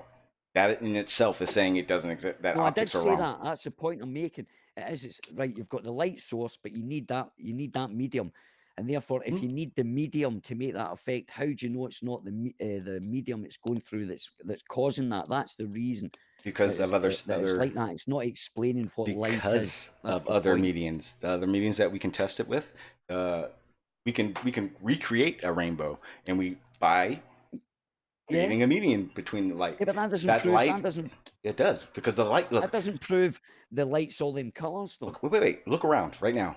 You see colors. Refracted. You see everything. Look around. That light is the same thing that you're seeing as it's already crossed the median. The difference is that it's crossing the median. It's going through a median differently. That's the only difference, or a different median. I'm sorry. It's the interaction between the source and the light, but that doesn't necessarily mean light is these colors that come out there. It is. It 100% is, because the you colors you see because of light. No, it's not as if you, for example, that whatever you're looking at you're splitting, or you're putting light through a piece of glass, and then you're studying the effect that it Okay, has. now get up that glass and make that rainbow without the light, because you can make that rainbow without that medium itself, and No, you using another. can't. You You can't. don't Wait, see wait, wait. rainbows in space. You don't see rainbows. Do you in see? space, so Do you see rainbows in the Well, sky? Hey, Albie, do you No, see? but- Do but you you see need to- rainbows in the sky? Point. Yes or no? But that, Yes or no? take away the Yes or medium, you no? won't have the Yes or no? rainbow. It's Come on, the come on, same come on, come on, come on. Yes or no? In the Take away sky. the medium, No. you won't have the In rainbow. the sky, Take away do the you have- light, the medium won't have the rainbow. It's the same thing. Okay, look It's the exact same again. thing. Look, but you're saying that if you take away that window, you're not going to have a rainbow. But I'm telling you, look in the sky when it rains. You see a rainbow in the sky. That light is But it's the there. same- That light doesn't. yeah. It's not put there. It's there it's because. Huh? It's like the difference between the apparent sun, which is the sun Oh, that you see in the shit. sky, and the real sun. Wait a minute, no. I keep forgetting that this is a flat Earth debate. Wait a minute. That's science. The apparent sun. There's no the science apparent there. sun is the No sun you science. see. I've never heard. Look, Where is there a apparent sun compared? The apparent sun. It's a name for it. Go and look out. Go and No. Google I refuse. apparent sun. You'll Nope. find out what. Not it going means. to. The Not even going apparent to try. sun- Right, I'll explain it then. Let me explain it then. No. The apparent sun is the sun that you see in the sky. The real sun is the supposed sun that they use for time, that your watch goes by. What the fuck did you just say? The apparent sun is the sun. Wait. that Are see. you saying? Are you talking sun about time? Are you talking about the time zones versus like No, the solar noon? No, the imaginary sun is to do with the Wait. clock. It's based on Solar day Imaginary versus sun. sidereal day? Oh my God! Did you say imaginary sun is what we tell time with? Well, see, apparent doesn't imaginary. Apparent means it's in front of your eyes and apparently it's there. That's what it means. That's why it's the sun that you see, because it's apparent. Okay, the apparent sun is the one that we see. What is the other one? I see the point. So the apparent sun is the sun you see. The real sun is the imaginary sun. Right? Okay, yeah, you just, I don't know what you're doing right now, Ali, but it sounds like you're not trolling. I'm certainly not. But just hear yourself. Say it slowly and one more time. You said the sun that we see. No. You need to hear what you said. You said the sun that we see is the apparent sun. The sun that is real is the fake sun. Yes, Is the imaginary sun. That's based on Thanks, time. Barney. That's based on time. Look up the meaning of apparent sun and real sun. The difference between. Nope. No, I know you. It doesn't Not matter. gonna happen. Refuse. You'll know what. I'm biased to this one. It's true. Huh? Ali, so with today's technology and cell phones, you could place people all around the world and then say, well, this apparent sun is going away from my vision now. And your buddy will say, hey, my son, I can see it now. It's here. What time is it there? And then you can confirm that this apparent sun and this imaginary sun are the same thing. Who has to take the paternity test to see whose son it is? Your level. That was so funny. Science, apparent sun means and real sun, and you guys are that hurts my feelings, Ali. Man, that was funny as shit, and you know it. But this is stuff I talk about all the time. I talk about this stuff too. You guys are totally disregarding, trying to make up what I said. Yeah, because that's the same way when I say, how does a lunar eclipse work on a flat Earth? And someone says, the invisible object that they know is there. Does that make any kind of sense at all? It's not even logical to even try to construct like that. Apparent means to see. It means it is visible. So that is the sun you see. So the sun that you see is called the apparent sun. And there's a thing called the real sun. Where is the real sun? Yeah, where's the real sun when we're looking at it? It's about 8 minutes ahead of the apparent Wait, sun. time out. Oh, okay, hang on, time out. I think I just got where Ali's going. Okay, the fact that it takes 8 minutes for the sun's rays to actually hit us, is that what you're talking about, Ali? The sun takes 8 minutes, and the sun that it's in our face, we're looking at it, it's smacking in our eyes, is the sun that's 8 minutes ahead of the real sun. What you see is the apparent That just sun, means and you the suck real- ass at explaining shit. Damn, man. So we're not actually living in. What, guys, what didn't you get about what I said? The apparent sun's... Well, Because you said that the real sun is the And I said imaginary it's sun. yeah, I said yeah. time And- related. No, you no. Yeah, Excuse me. that was. Hey, Right. So there's no such It was thing the as word the imaginary that present. threw us hey, off. hey, Ali, you want to hear something really fucked never up? said I got a imaginary. I said 5-minute The only thing that Hey, exists is history. Ali, Ali. imaginary and invisible and stuff like that. I never used. I said apparent and real and explained what they two meant. But Ali, here's the thing. I have a 5-minute replay recording. It constantly records and it saves it. Do you sure you don't want to rethink what you may have said to us in your explanation of what I said? Because again, you started off by saying the parent sun that is not the real sun. I said it's The real sun I said it's is the sun you fake see. sun. No, I never. I said my exact word is the apparent sun Mhm. is the sun that you see in the sky.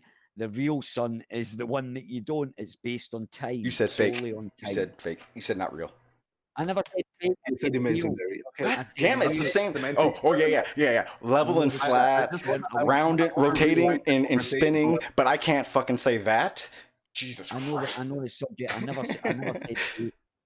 I never said fake. I said real sun. You're the Real right. sun. You said imaginary. So when you Ali, go to wait. sleep at night, I never said we're imaginary. I said real. it's the Ooh, ooh, ooh. it's not the apparent Earth anymore Mm. because you don't No, see I- it when you're I've sleeping. no idea. You can ridicule the words that I use, but No, that's no. just a fact. If you, It- Ali, it's okay. if you, it's the way you explained it because it took me a while, but I got it. And what you're saying is correct. No, well, because you're not as biased as the rest of them who wanted to attack the idea and wouldn't admit it. So fair play to you, Sean. Well done, buddy. It's You because both of do. how you explained it. It wasn't good. And now you're just sticking up for your good buddies, and I respect. Well, Me? but hold on. Wait, whoa. I Who am I sticking up for? Because I just defended you. I just said you're No, you right. never- No, and then you slung in. You never explained it properly. No. You didn't explain it properly, which is why no one understood what you were saying. How's that a dig? How's that anything besides the truth? Right, but what was so hard about what I explained? You didn't explain it correctly or But what did what I right. said the apparent was the sun that you see in the Okay, sky. so and let me the get this real straight, sun Ali. is You what- said that it was you said it 4 times, short right? statement. It Right, was Ali? a short statement. Okay, you was a said short it statement. 4 times. You said it 4 times, and no one got it. Everyone thought you were crazy, including myself. Yeah, because And then when it no, it's because you suck at explaining. and that would be called and that's what I was saying about you sticking up for your friends rather admitting that you got it, you understood it. It took you a bit No, of time. again. but Okay, you're and trying the to second blame I grasped what you were trying to say, what's sticking up? you What was I said doing? words, man. What's- Simpler could do 15 words, fucking 2 sentences Wait. or something like that. The guys couldn't comprehend. No. You said Thank though. you. You said jibber jabber. 15 You fucking said words or shit. something. You sounded like fucking Arwen earlier. Okay, when you explained that. When I explained it, all you hear is, "Oh, why?" Because I explained it like it is, not like you interpreted it or I interpret it, but like it is. That's the difference between it. I wasn't digging like at you. this- I wasn't defending anyone else. I was literally went, "Oh shit, he sucks at explaining it. I get it because I now see what he's trying to say." And so I said it correctly. It took me 15 seconds rather than the 15 minutes of 4 times saying it the wrong way. Just admit you said it the wrong way. Next time you can say it the right way now. I know I can. I don't even remember what you said. It was just the same point as what I made, but with more No, it really words. wasn't. No. You had more words, and no one got what you were saying. I had Okay, less are we words, and done? everyone got it. Anyway, we're done with this because it's getting into a like circular argument there. I know what I said. You know what I said. You know what you said. But That's no fine. one Go on. else did until I explained it for them. Well, I have to take responsibility of that because in the art of war, if the troops don't understand what the general said, it's the general's fault. So obviously, I didn't explain it enough, a lower enough, About the sun. or a more childlike way for. Actually, the panel. apparent and imaginary is a little childish compared. Hello. Well, apparent is, we'll just explain it was the real, it The was what you see. okay, the sun we see is apparent. The sun we don't see is fake, is what you said. Or I'm sorry, I never said imaginary. fake, You're right. You're I right. You're right. said Right. real. I Imaginary. never said You said imaginary. I said the real sun. I wouldn't use imaginary. I said the real sun. You good about that?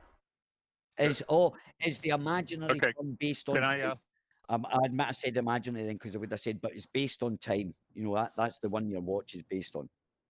No, time's based on Again, the Oh, sun. the cesium clock. Yeah, go for it. Yeah, whatever.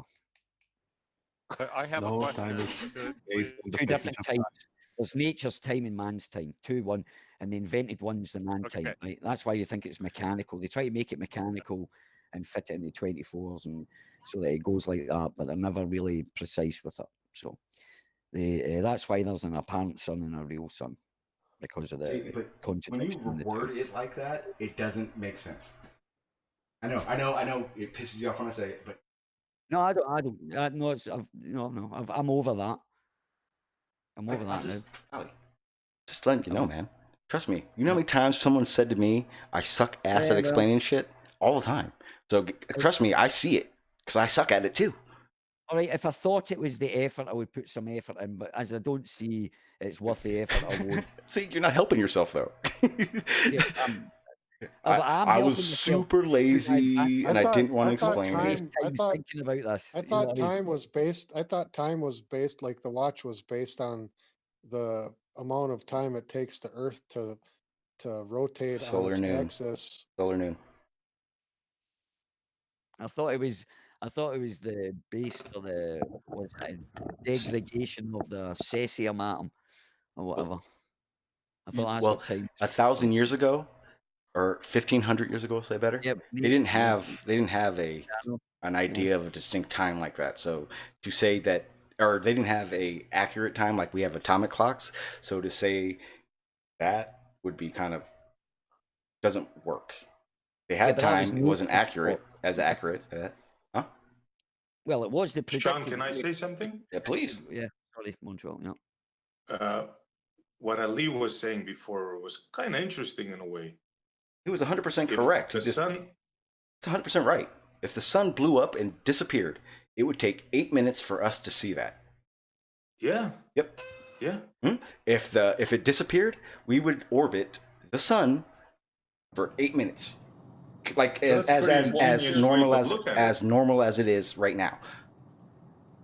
Yeah, Sean, can I say something about that? Absolutely.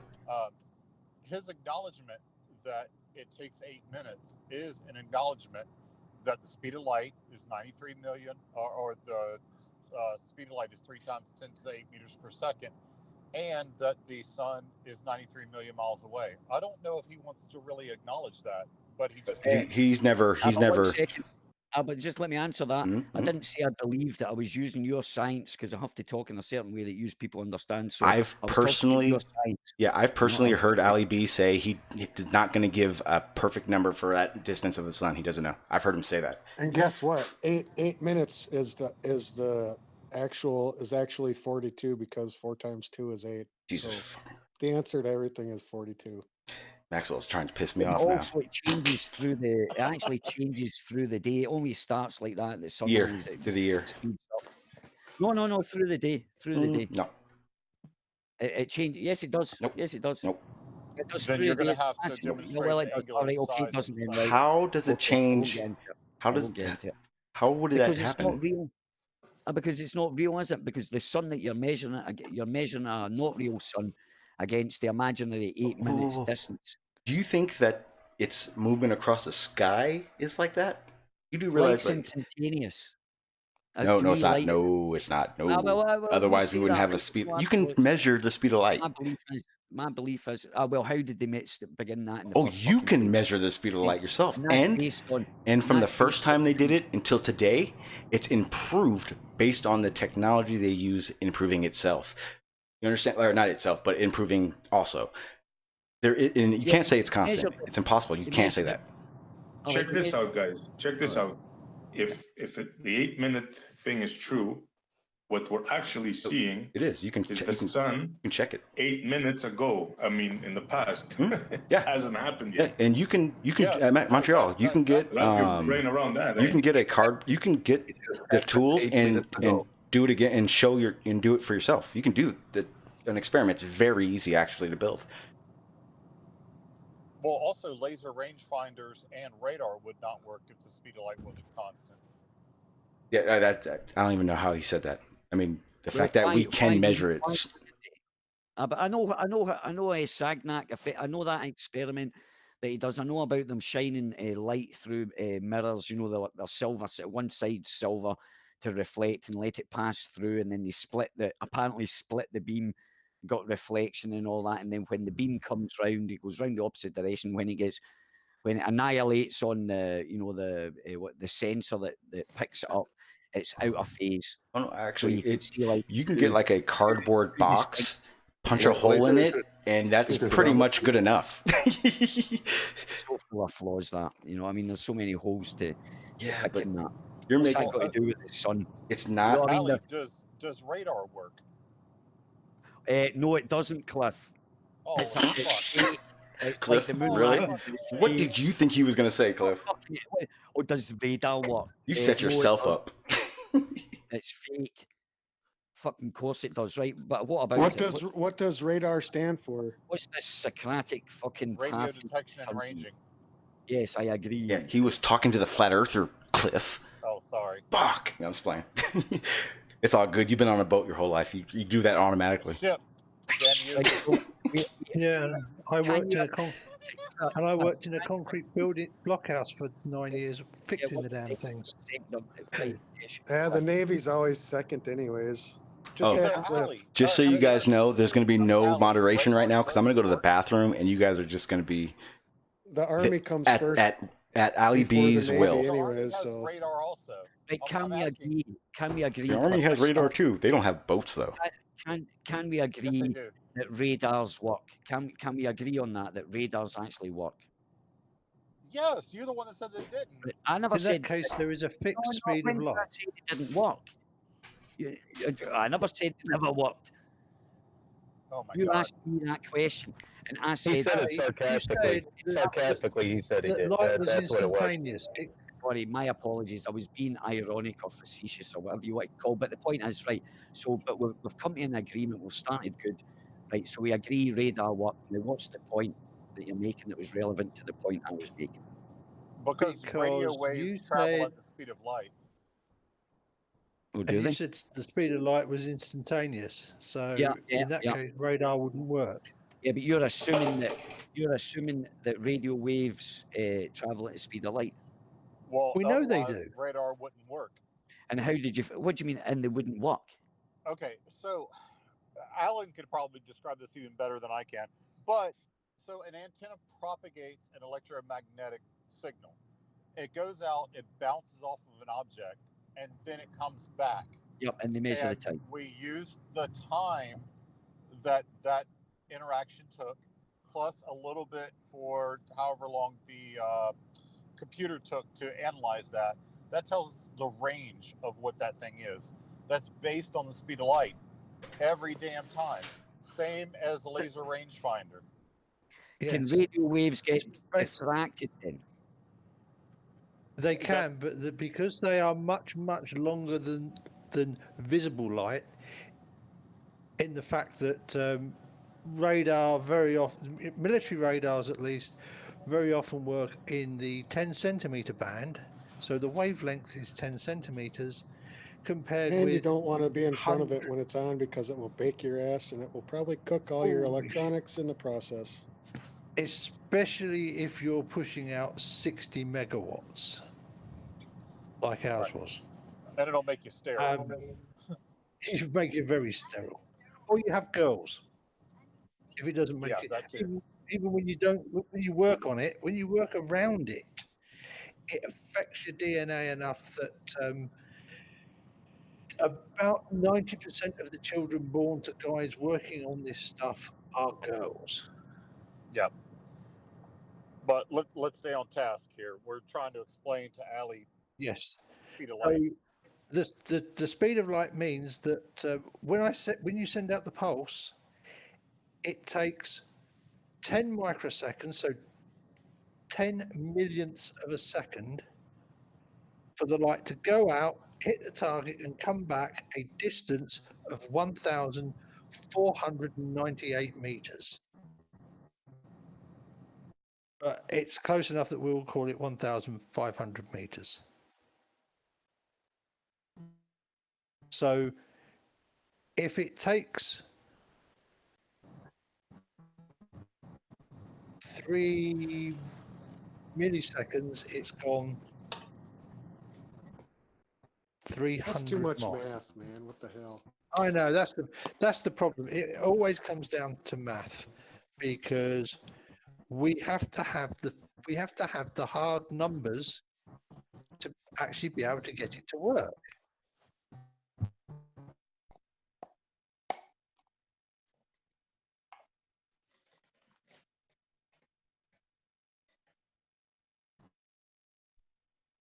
So, Schrodinger's, you don't disagree with me that Army comes before Navy?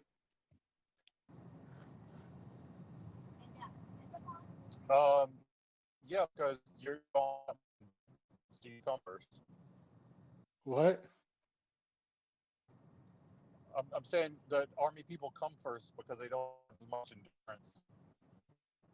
You're breaking up. Yeah, I'm afraid he is. Must be that I Navy kind of got the gist. technology. I kind of got the gist of it. It was slagging off. It was quite a good retort. Yeah, I think it was. Is it better now? I break up. Yeah, I'm on the highway, so I'm probably going now.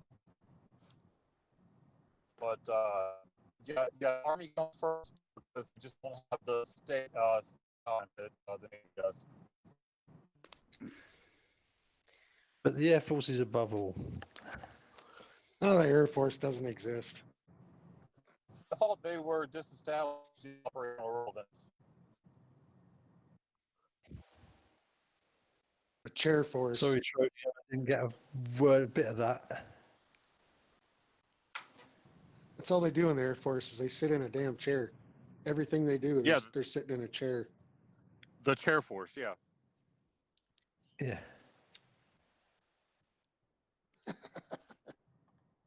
Hey, certainly in our Air Force, we've got things right. We generally send the officers out to do the fighting, because in the RAF, all the pilots and all the navigators have to be officers. They don't allow NCO pilots and navigators. So in general, we are sending out officers to do the fighting, which is generally the opposite to most of the other armed forces. That's quite a good point, actually. Well, now If you call fighting Right. fighting flying freaking 310 miles or whatever the hell it is above the ground, dropping bombs and shit, then I guess you could call that fighting. Well, my uncle, he was in the Navy for he done his full term, and he joined when he was in the cadets, the Royal Air, in the Air Force cadets, and he kind of finished. But he was what do you call it? He was like a mechanic on the planes. He worked on the jets and stuff like that, but he never flew, kind of thing, you know. And that's quite interesting what you said there about how it's so often. Ali, when I was in the RAF, Yeah. I spent 9 years in the Royal Air Force. I spent a total of 3.5 minutes in the air in an RAF aircraft while on duty. Yeah, he used to talk about when they were training with these helicopters. They were just known for what do you call it, like causing accidents. So many people die. They're like, you know, when you go for your pilot license, and he said the story he was relating to is usually when these things crash, you know, bodies everywhere and all that kind of thing. And he was describing the people that actually have a crew of people that's like they do the cleanup. they go in and they take all the body parts and stuff like that, and he says they're quite a special group of people, but there's quite an interesting story, just a funny little story about, you know, in the U.S. the Army has the Post Exchange, the Navy has the Navy Exchange, the Marine Corps has the Marine Corps Exchange, and the Air Force has Macy's. Hey, Schrodinger's. Yeah. Trump signed an executive order the other day relieving all veterans of any student debt. Really? Yep. Oh, that's amazing. The Navy paid off for all my education. Yeah, I know. So now you don't have to pay for it. Yeah, I got an associate's, a bachelor's, and a master's all while I was on active duty. I didn't pay a dime. As much as I don't agree with, you know, like war and stuff like that, I think that, you know, soldiers or people that actually fight for the country is they get treated very fucking badly, man. Anyway, whenever they come back, they get treated really badly. So I find it kind. That's one thing that does upset me. So I do have sympathy, even though I'm against war. You know, whatever a soldier joins up for, or whatever, or what his expectations are, or whatever, you know, it's not really a bad thing. You know, my dad was in the army. You know, my uncle was in the army. The other uncle, he was in the Air Force. My granddad, he was in the army as well. And yeah, I missed that.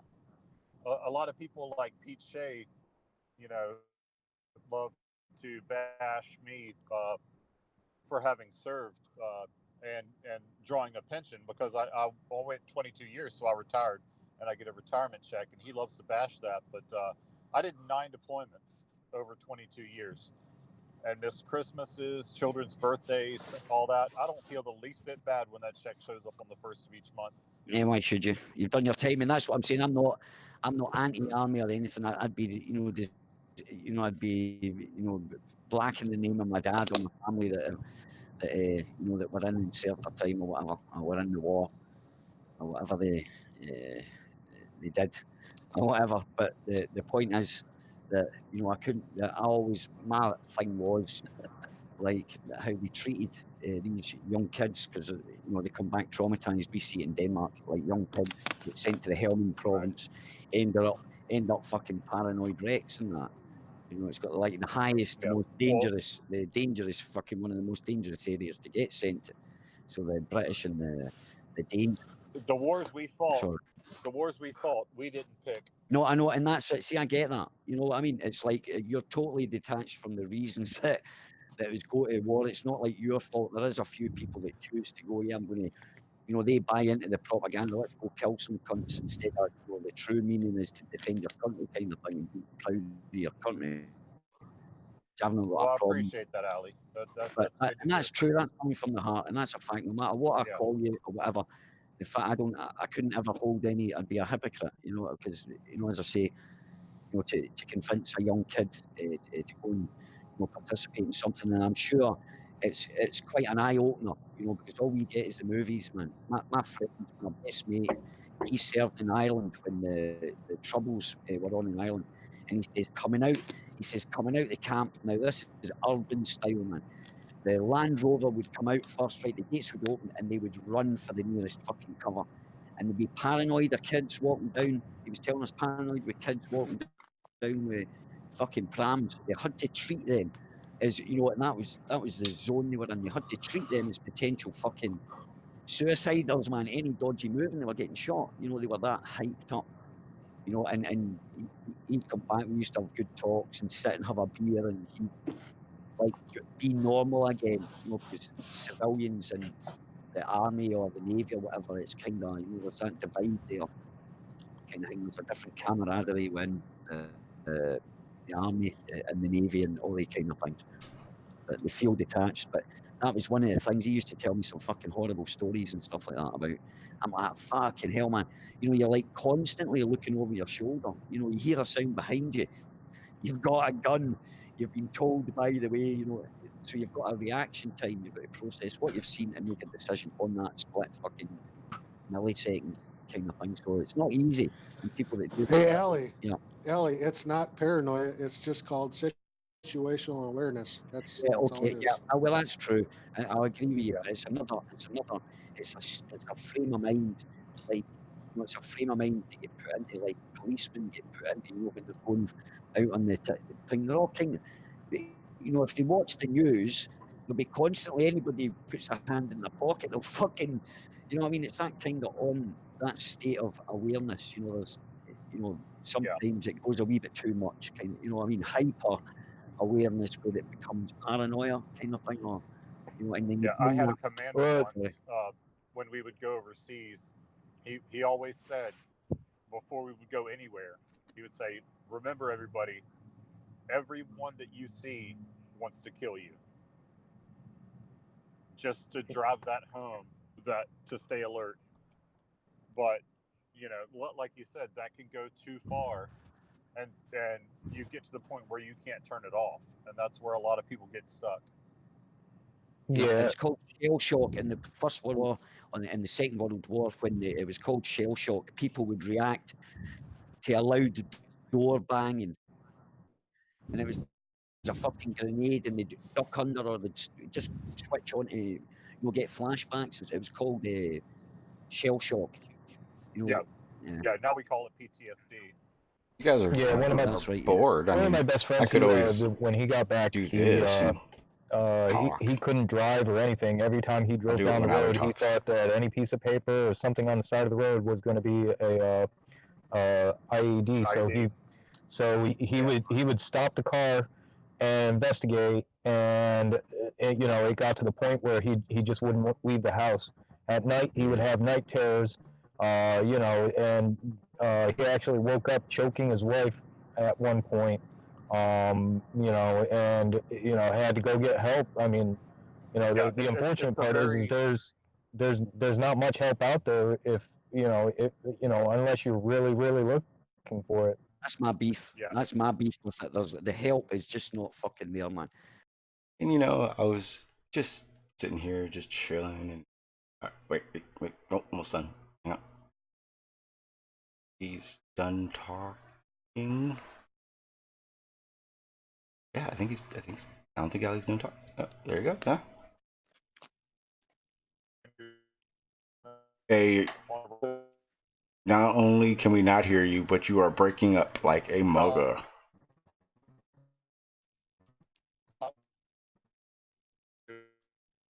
He's a broken robot right now. Goddamn satellites. Oh, they're ground based. Yeah, I know they are. So. Gentlemen, I gotta go. It was nice talking to you. Take it easy, Yeah, nice Montreal. Montreal. Yeah, again. Have a good one, Montreal. See you, Montreal. I'm getting ready to wrap it up myself. I think Barney's got to get out here pretty soon. Or damn, he's already took off. Let me see. Where's Barney going? He has a live stream he's going to be on. I put the link in the chat a couple times. Let me put it in here again. Oh, right. I might actually go and watch that. I'm going to my bed, Yeah. but I might listen to it. Sounds interesting. Yeah, I'm gonna watch. I don't even know if it's on yet. Hang on, let me check. To when it will be on in about 40 minutes. The ethics of trolling and other topics. I don't know why. Hey, if I post a video, will you watch it, Sean? Of course, not right this second, because you like to do that. Let me find it. You're like check out that article. It's like completely off topic and long as shit. And you're like, check out this video. And you're like, okay. And it's like an hour long.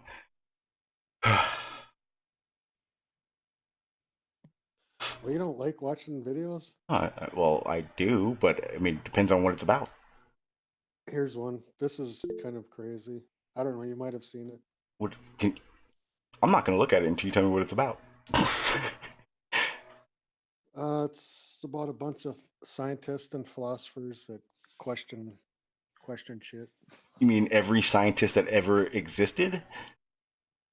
No, they're just like, I think Dawkins is on there. I think there's some other No, people on you there. just described science. No, I said scientists. Yeah, but you just Say what it's about again. They just question. They question stuff. What do what is In what science we about, don't know.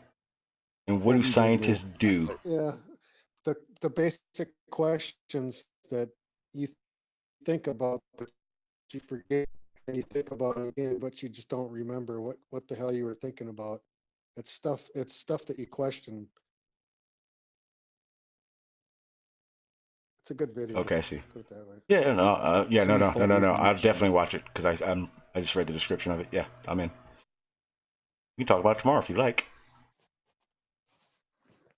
I got another upload coming up with Neil deGrasse I'll Tyson, watch. so we'll see. We'll do it after the the comments in review again. I think I'm gonna do an upload of that. That seemed so. I hated doing that. I'm gonna do that in the uploads. I'm not gonna do that anymore like that. All right, guys, I'm going to speak to you whenever. Wish you all good luck. Thanks very much, Sean. Good convo. That was very good, Yeah, but yeah. up and down, a bit like a wave. Like a wave. It was like the conversation was up and down, a bit of tension, but excitement. Then it kind of mellowed out, and stuff like that. Stuff. Hey, Allie, when you go research this, because you can split a hydrogen atom, I believe, with the resonant frequency of that atom, and everything has a resonant frequency. Yeah. Here's a quick interesting thing. I don't know who it was. I think No, maybe because I'm out of here. Oh, Ali, damn. last It was words. about an experiment. Do your last Yep, words. okay. Good. You guys can stay in the hangout. I just want to get the ending of the stream done Oh, because yeah, I got well, some stuff I got to take care of. Yeah, I'll just stay in for a second longer than after the chat. Okay. Yeah, well, thanks very much, Sean. Good conversation. Yeah. Hope nobody takes offence to what I say or call them. We just need to get over that. It's part of life, Yeah. I take it. Yeah. End of story. Thank you very much, Sean. Yeah, you got thick skin. That's why I like you, Ali. Sean, you didn't say much today. I know you tried. I saw you a couple times. Got anything you want to say now? Going once. Going twice. Alan, would you like to say anything? It's been quite an interesting evening of conversation. It was. I had to duck out for a little while in the middle because people decided not to do what they said they were going to do. But there you go. Yeah, it happens. But other than that, yes, it happened. Like, yes, I know. It's really annoying when life gets in the way of the internet. Yeah, it does. It's this was a fun one. I mean, let's keep it real. The last two were pretty damn serious. Sometimes you need to lighten it up a little bit. I say lighten up. I may have gotten triggered by Sean earlier, but hey, same shit. I don't want to even say this, Maxwell. You got anything you want to say? Hey, yeah, can you post the link that Barney's going to be in on this side chat? Oh yeah, my bad. Or it should be in here. Yeah, it's in here. 138. 138 in our chat. At 1:38. I don't see it. At 1:38 p.m. Or actually, it'd be for you. I think what, your 2 hours? Yeah. See, No, I'm giving you my time. in the Hangout chat. I mean, I freaking closed YouTube for. Oh, wait. I'm so confused. It's in here. I don't see anything. I don't even know. Or Maxwell, it's an hour ago. Yeah, if he I don't have any. If he closed out of Hangouts, then he lost. Oh, you left here. Okay, I see.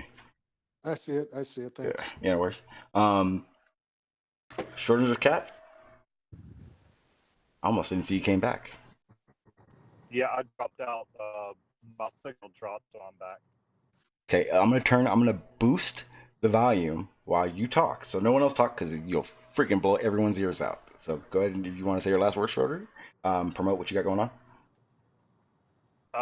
Yeah, I will be doing a little bit of research tomorrow and debating Arwen on Jose's show at 11 o'clock Eastern on Jose's show on Saturday. Awesome. Other than that, I got a video in the works. Not sure how quickly that's gonna come out, but that's all I got. Thanks everybody, and thank you for supporting veterans. Oh, absolutely on that one. Shorter Cat, are you part of my Truth Frontline server? I don't know. You are part of the bunker, though, right? Yes, I On know you are. Discord, you mean? Yes. Yeah. Make sure when you do your uploads, you put your link in one of my servers, so I either know, I see it, and I can get it out there. Also, Yeah, for anyone sure. in the chat, Schrodinger's cat, his link is in the description, so you go check that out. And if you guys didn't see me on the shills this past Saturday, that was really good. That was a ton of fun. Watch the shills. They got one. They do Thursdays and Saturdays, and they have a special guest on every show. And I was their special guest this past Saturday, and I had to follow Conspiracy Cats, which was a little bit intimidating to have to follow somebody like Conspiracy Cats. But I think I made the best of it. It was pretty fun. Well, you and Conspiracy Cats both think it's a globe, correct? Yeah, and we are trying. If not, we would be pushing everything off the edge. Well, then he's not really too much above you because you both are pushing the same thing. And as far as I'm concerned, you don't push bullshit. So don't put yourself down, man. Oh no, I asked them at the end. I said, "Did I live up to Conspiracy Cat standard?" And they all said yes. So I was happy about it, and it was a hell of a lot of fun. Those guys are great. So watch them if you haven't. Then Will do. 1 second. Okay, there we go. All right. Is there anyone else? And Sean, you're back. Did you want to have a last word? Anything you want to say? Just that I really enjoy the topics that we have over here. I mean, I always learn something especially from Barney. Yep. But you know, I don't really have much to plug, you know, other than I do artwork. So if you know anybody wants some artwork done or check out my artwork, I'll post it up in Discord. Yeah, absolutely. So I know you're part of the bunker, and it took me a while to get you know who the fuck you were. But are you part of the Truth Frontline, my main server? Yes. Okay. Yes. I will make if you got enough and you want to, I'll make you a channel where you can post all your stuff. Sweet. Yeah, and that goes. I've probably got let me think, 200 and some odd paintings, a couple of sculptures. So awesome. My girl's an artist too, so I know Awesome. It takes dedication and experience to do that. Yeah, so you definitely have a spot in my server. I'll set it up, and probably give me about Sweet. 20 minutes, Right. and whenever you're ready, it'll be there. And that goes for anyone. Just you have to let me Take your know. time. Obviously, as I hear that people have stuff, I will offer it to anyone. You know, my peoples. If you're an asshole, don't even ask me. But I mean, Skyfly has his own channel, so you know you don't have, it's really hard to piss me off and not get one. But my server is open to everyone if they want to promote their stuff and share anything they want in their designated area. Skyfly, damn it, Skyfly likes to fucking meme everywhere for no reason. But yeah, and that goes for but some of them are really good. Oh no, I'd say 80% of his memes are fucking excellent. Only issue I have with him is that he likes to post them not in his own little channel, even after I've given it to him. I think he does it on purpose too. But he's good people. I like him.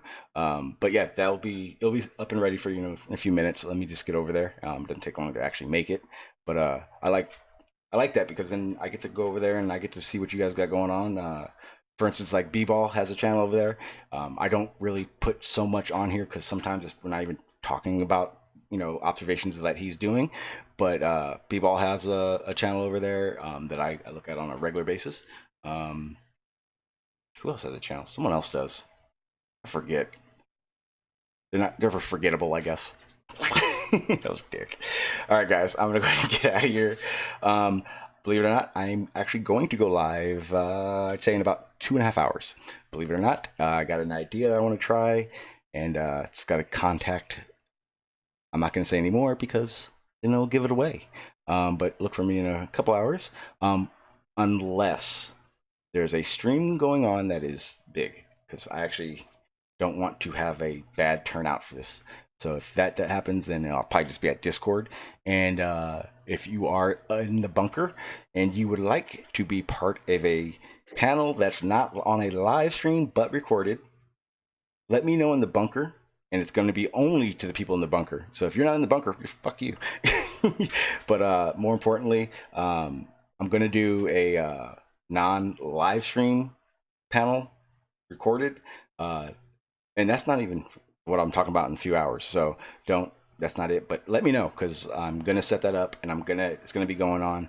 And no one's going to know about it except for the people in the bunker. And if you're not part of the bunker, fuck you. Just kidding. And not kidding, but just kidding, guys. Relax. Breathe. If you want to be part of the bunker, just let me know, and I'll see if I like you or not. And if you're not, after you ask me, I don't like you. With that said, guys, I'm going to go ahead and get the fuck out of here. I'm going to stop ranting. Everyone on the panel, thank you so damn much. Guys, go check out Barney. The links, I've been spreading the link in the chat. Go check that out. He'll be on a little bit. I'm actually very interested in that stream that they're going to be doing. It seems like the ethics of trolling. And believe it or not, there is an ethics. And believe it or not, even the worst ones have them. It's weird to say, but I'm going to actually try to get on that damn panel, because I got a lot to say about it. I'm going to go ahead and end the hangout, guys. I appreciate it. All of you guys I'll pretty much see. Ali, are you in Discord? Yeah, I think I've got a channel there. I think I've got somewhere in the ether. Yeah, I think so. Okay, because you should be in the... But I don't usually bother. Oh, but I was in Discord before, but it just... what you were saying about Skyfly, but I just think he's a dick, and yeah, he's doing that on purpose. That means he's no respect for whatever. But I'm not trying to cause trouble. No. Well, he's not. He's not. Discord chat. Yeah, he's not in the bunker. But I do want you in the bunker, because in situations like if I do the panel thing I'm talking about, or if trolls come in and I can't share the link, but you want to get in, that's going to be the way to get in. I share the link, the meetup, hangout, whatever link. I share it there without question. Like, I don't worry about it there at all. Oh yeah, I'll join the server. Yeah, no I'll send it to you. It's called the bunker, so you'll know it when you see it. But yeah, you should be in there. No worries. Other than that, guys, I'm gonna get out of here. So I'm gonna end this, and you guys can continue on your little chatums, and I will see most of you guys soon. Nice one. Thanks, yeah. Take it easy. All right, guys. Like I said, it was a nice, long, meandering stream. I actually enjoyed myself, with the exception of a few hiccups. And I guess I'll do my little rant about that, because I got something to say. You guys are all adults. I really don't even give a fuck if you're not adults. I'm not here to babysit, and I'm not here to police you guys. But the ones who are dicks, you're very well known to be dicks. If you're willing to dish it, take it. Don't be a pussy. Tuck your tail between your legs and run. I'm out of here. I don't care. Like I said, if no one's here, I'm still going to invite these people in. Still going to have the same conversations. I'm still going to want to understand and learn stuff. So, trust me, not one single person in my chat, fuck that for this matter, just for the sake of it, or my panel, dictates whether or not I'm here. Dictates what I want to understand. So, get it through your heads. This is how I work. I don't feel the need to disrespect anybody unless I've been disrespected. Why? Because what does disrespecting someone do besides make you look like you can't handle yourself? You look insecure. Look, you got the small penis problem, and you're unhappy with yourself. If you feel the need to call every single person a moron as your win. Now, let me say this one more time. There are plenty of fucking morons in my chat right this second. Right this second. If you're an asshole, I'm pretty sure you can take it. That's all there is to it. But here's the reality of it. If it's your go-to, you're a bitch. That's the reality of it. Flat earthers think so. And trust me, globers who don't do it, they think you're a bitch too. They may not say it like I do, but you're a bitch if you have to call every person a moron in your argument. If Montreal was being a moron, then someone should call him a moron. Problem is Sean calls everyone a fucking moron as he's having his little temper tantrum because he can't talk or because someone doesn't see to what he says. And I've said this 1,000 fucking times. No one listens to assholes. Nothing anyone who is an asshole says. No information is taken in. No one retains that. Trust me, Montreal or any of the other people that I've watched Sean do this to don't give a fuck what he has to say. They don't hear him. So every time they have this conversation, it ends up with Sean being a bitch. Hey, if you don't like it, Sean, don't come here. I'm not going to block you, but I'm also not going to let you just run around and just calling everyone fucking morons because you feel like fucking saying it. Even the trolls have ethics to their trolling. Sean, what's yours? And that goes for anyone. Just so happens that Sean was the victim of my rant today and has been before because he acts like a little girl. But I can tell you right now, everyone should act the same way you would act face to face. And this is 100% speculation, but I'm betting Montreal's a little younger than Sean. And if Sean called him a moron to his face, someone's getting laid the fuck out. And that's my opinion, because if Sean said it to me, Glim said that to me, GPS said it to me. I mean, the only person I can see in my chat right now who can call me anything they like is Amy. That's because Amy's awesome. But yeah, I dare someone to do that, right? Isn't that what you guys would say too? Would you do that in my face? Because if you wouldn't, then that makes you a bitch.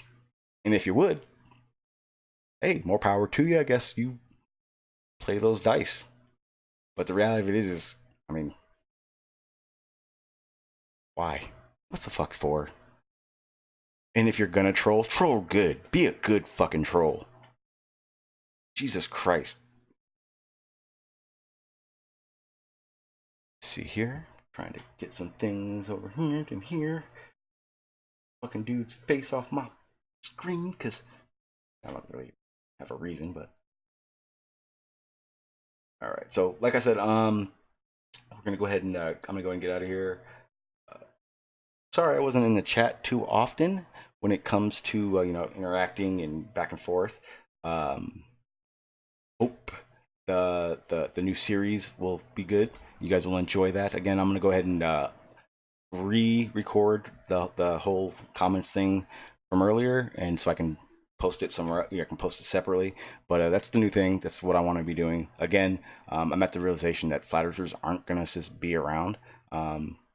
Realistically, it's pretty clear to me that once you pin them to put their feet to the fire, like I have been, and the panel has been, they realize that there's nothing left to say and they can't, so they stop coming around.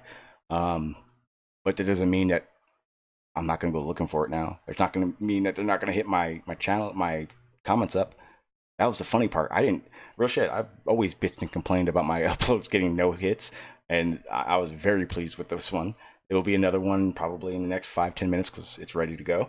But again, if you're having these discussions, it's flat Earth. Do you really need to get personal? Damn, like, think about that. You're a fucking moron. You know what the fuck you're talking about. You guys are all dipshits. Oh wait, Sean's blaming me for something. I'm leaving. Bye guys. Who's a bitch? Who's a moron? Who's the guy who thinks that shit works? How smart is he? And if you can't contain yourself for a minute without doing that, maybe you shouldn't be here. Maybe this isn't what you should be doing. If you feel the need to scream at the top of your lungs for 15 minutes straight while grown men talk because they're not listening to you, It's probably because you've disrespected enough people that no one has respect for you. Maybe you should turn that shit around. Try it. With that said, I'm done with my rant. Thank you guys very, very much. Appreciate the shit out of everyone that's here. And again, I'll be on in about 2.5 hours with a new idea. And look for the Neil deGrasse Tyson upload. That will be within 10 minutes. And then the upload with these comments, I'll probably do that a little bit later on tonight. So look for that. But big things coming. And hopefully you guys enjoy everything that will be. But the one major thing that you will see change right now. Less flat earth talk. We can talk all the science in the world. For 2 days, we didn't talk flat earth. You guys realize that? That's wonderful. I enjoyed it. Getting old. And as far as I'm concerned, Riley, Chemo, and I guess it's Right. I never even heard of Right. I've never seen him, so I don't even know who he is. They're like the top flat earthers that have anything to say, and they're full of shit, and we all know it. Like, real shit. The only people of relevance now, people like Glim, Montreal, Maxwell, you know, flat earth apologetics, or stationary people. That's the realization of it. Guys, I promise you, due time, you're going to start seeing flat earth go away completely from everywhere. What more do they have to say without showing any evidence? Why are we still dealing with it? Why are we seeking their evidence out? It's pointless. Now, I'm not going to get disrespectful about it, but let's keep it real. It's time to start calling out the bullshitters. The con artist, Bro Sanchez. Because if someone called me a fucking con artist, Bro Sanchez, I wouldn't just ignore it. Especially when someone's so vocal, and especially his viewers, because god damn, there's some fucking idiots. Flat out fudge, you're one of them. Zero respect for that bullshit. Call me a liar. Share a fucking link with that's a joke, and then not defend yourself. Come on the panel, defend yourself. How much confidence do you have in what you think? Not much. See, Sean, you don't have to disrespect to show how completely uneducated someone is in a situation. You just gotta let them hang themselves. No GPS. I'm ranting. I'm just kidding. All right, guys, I'm out of here. Thank you. Peace.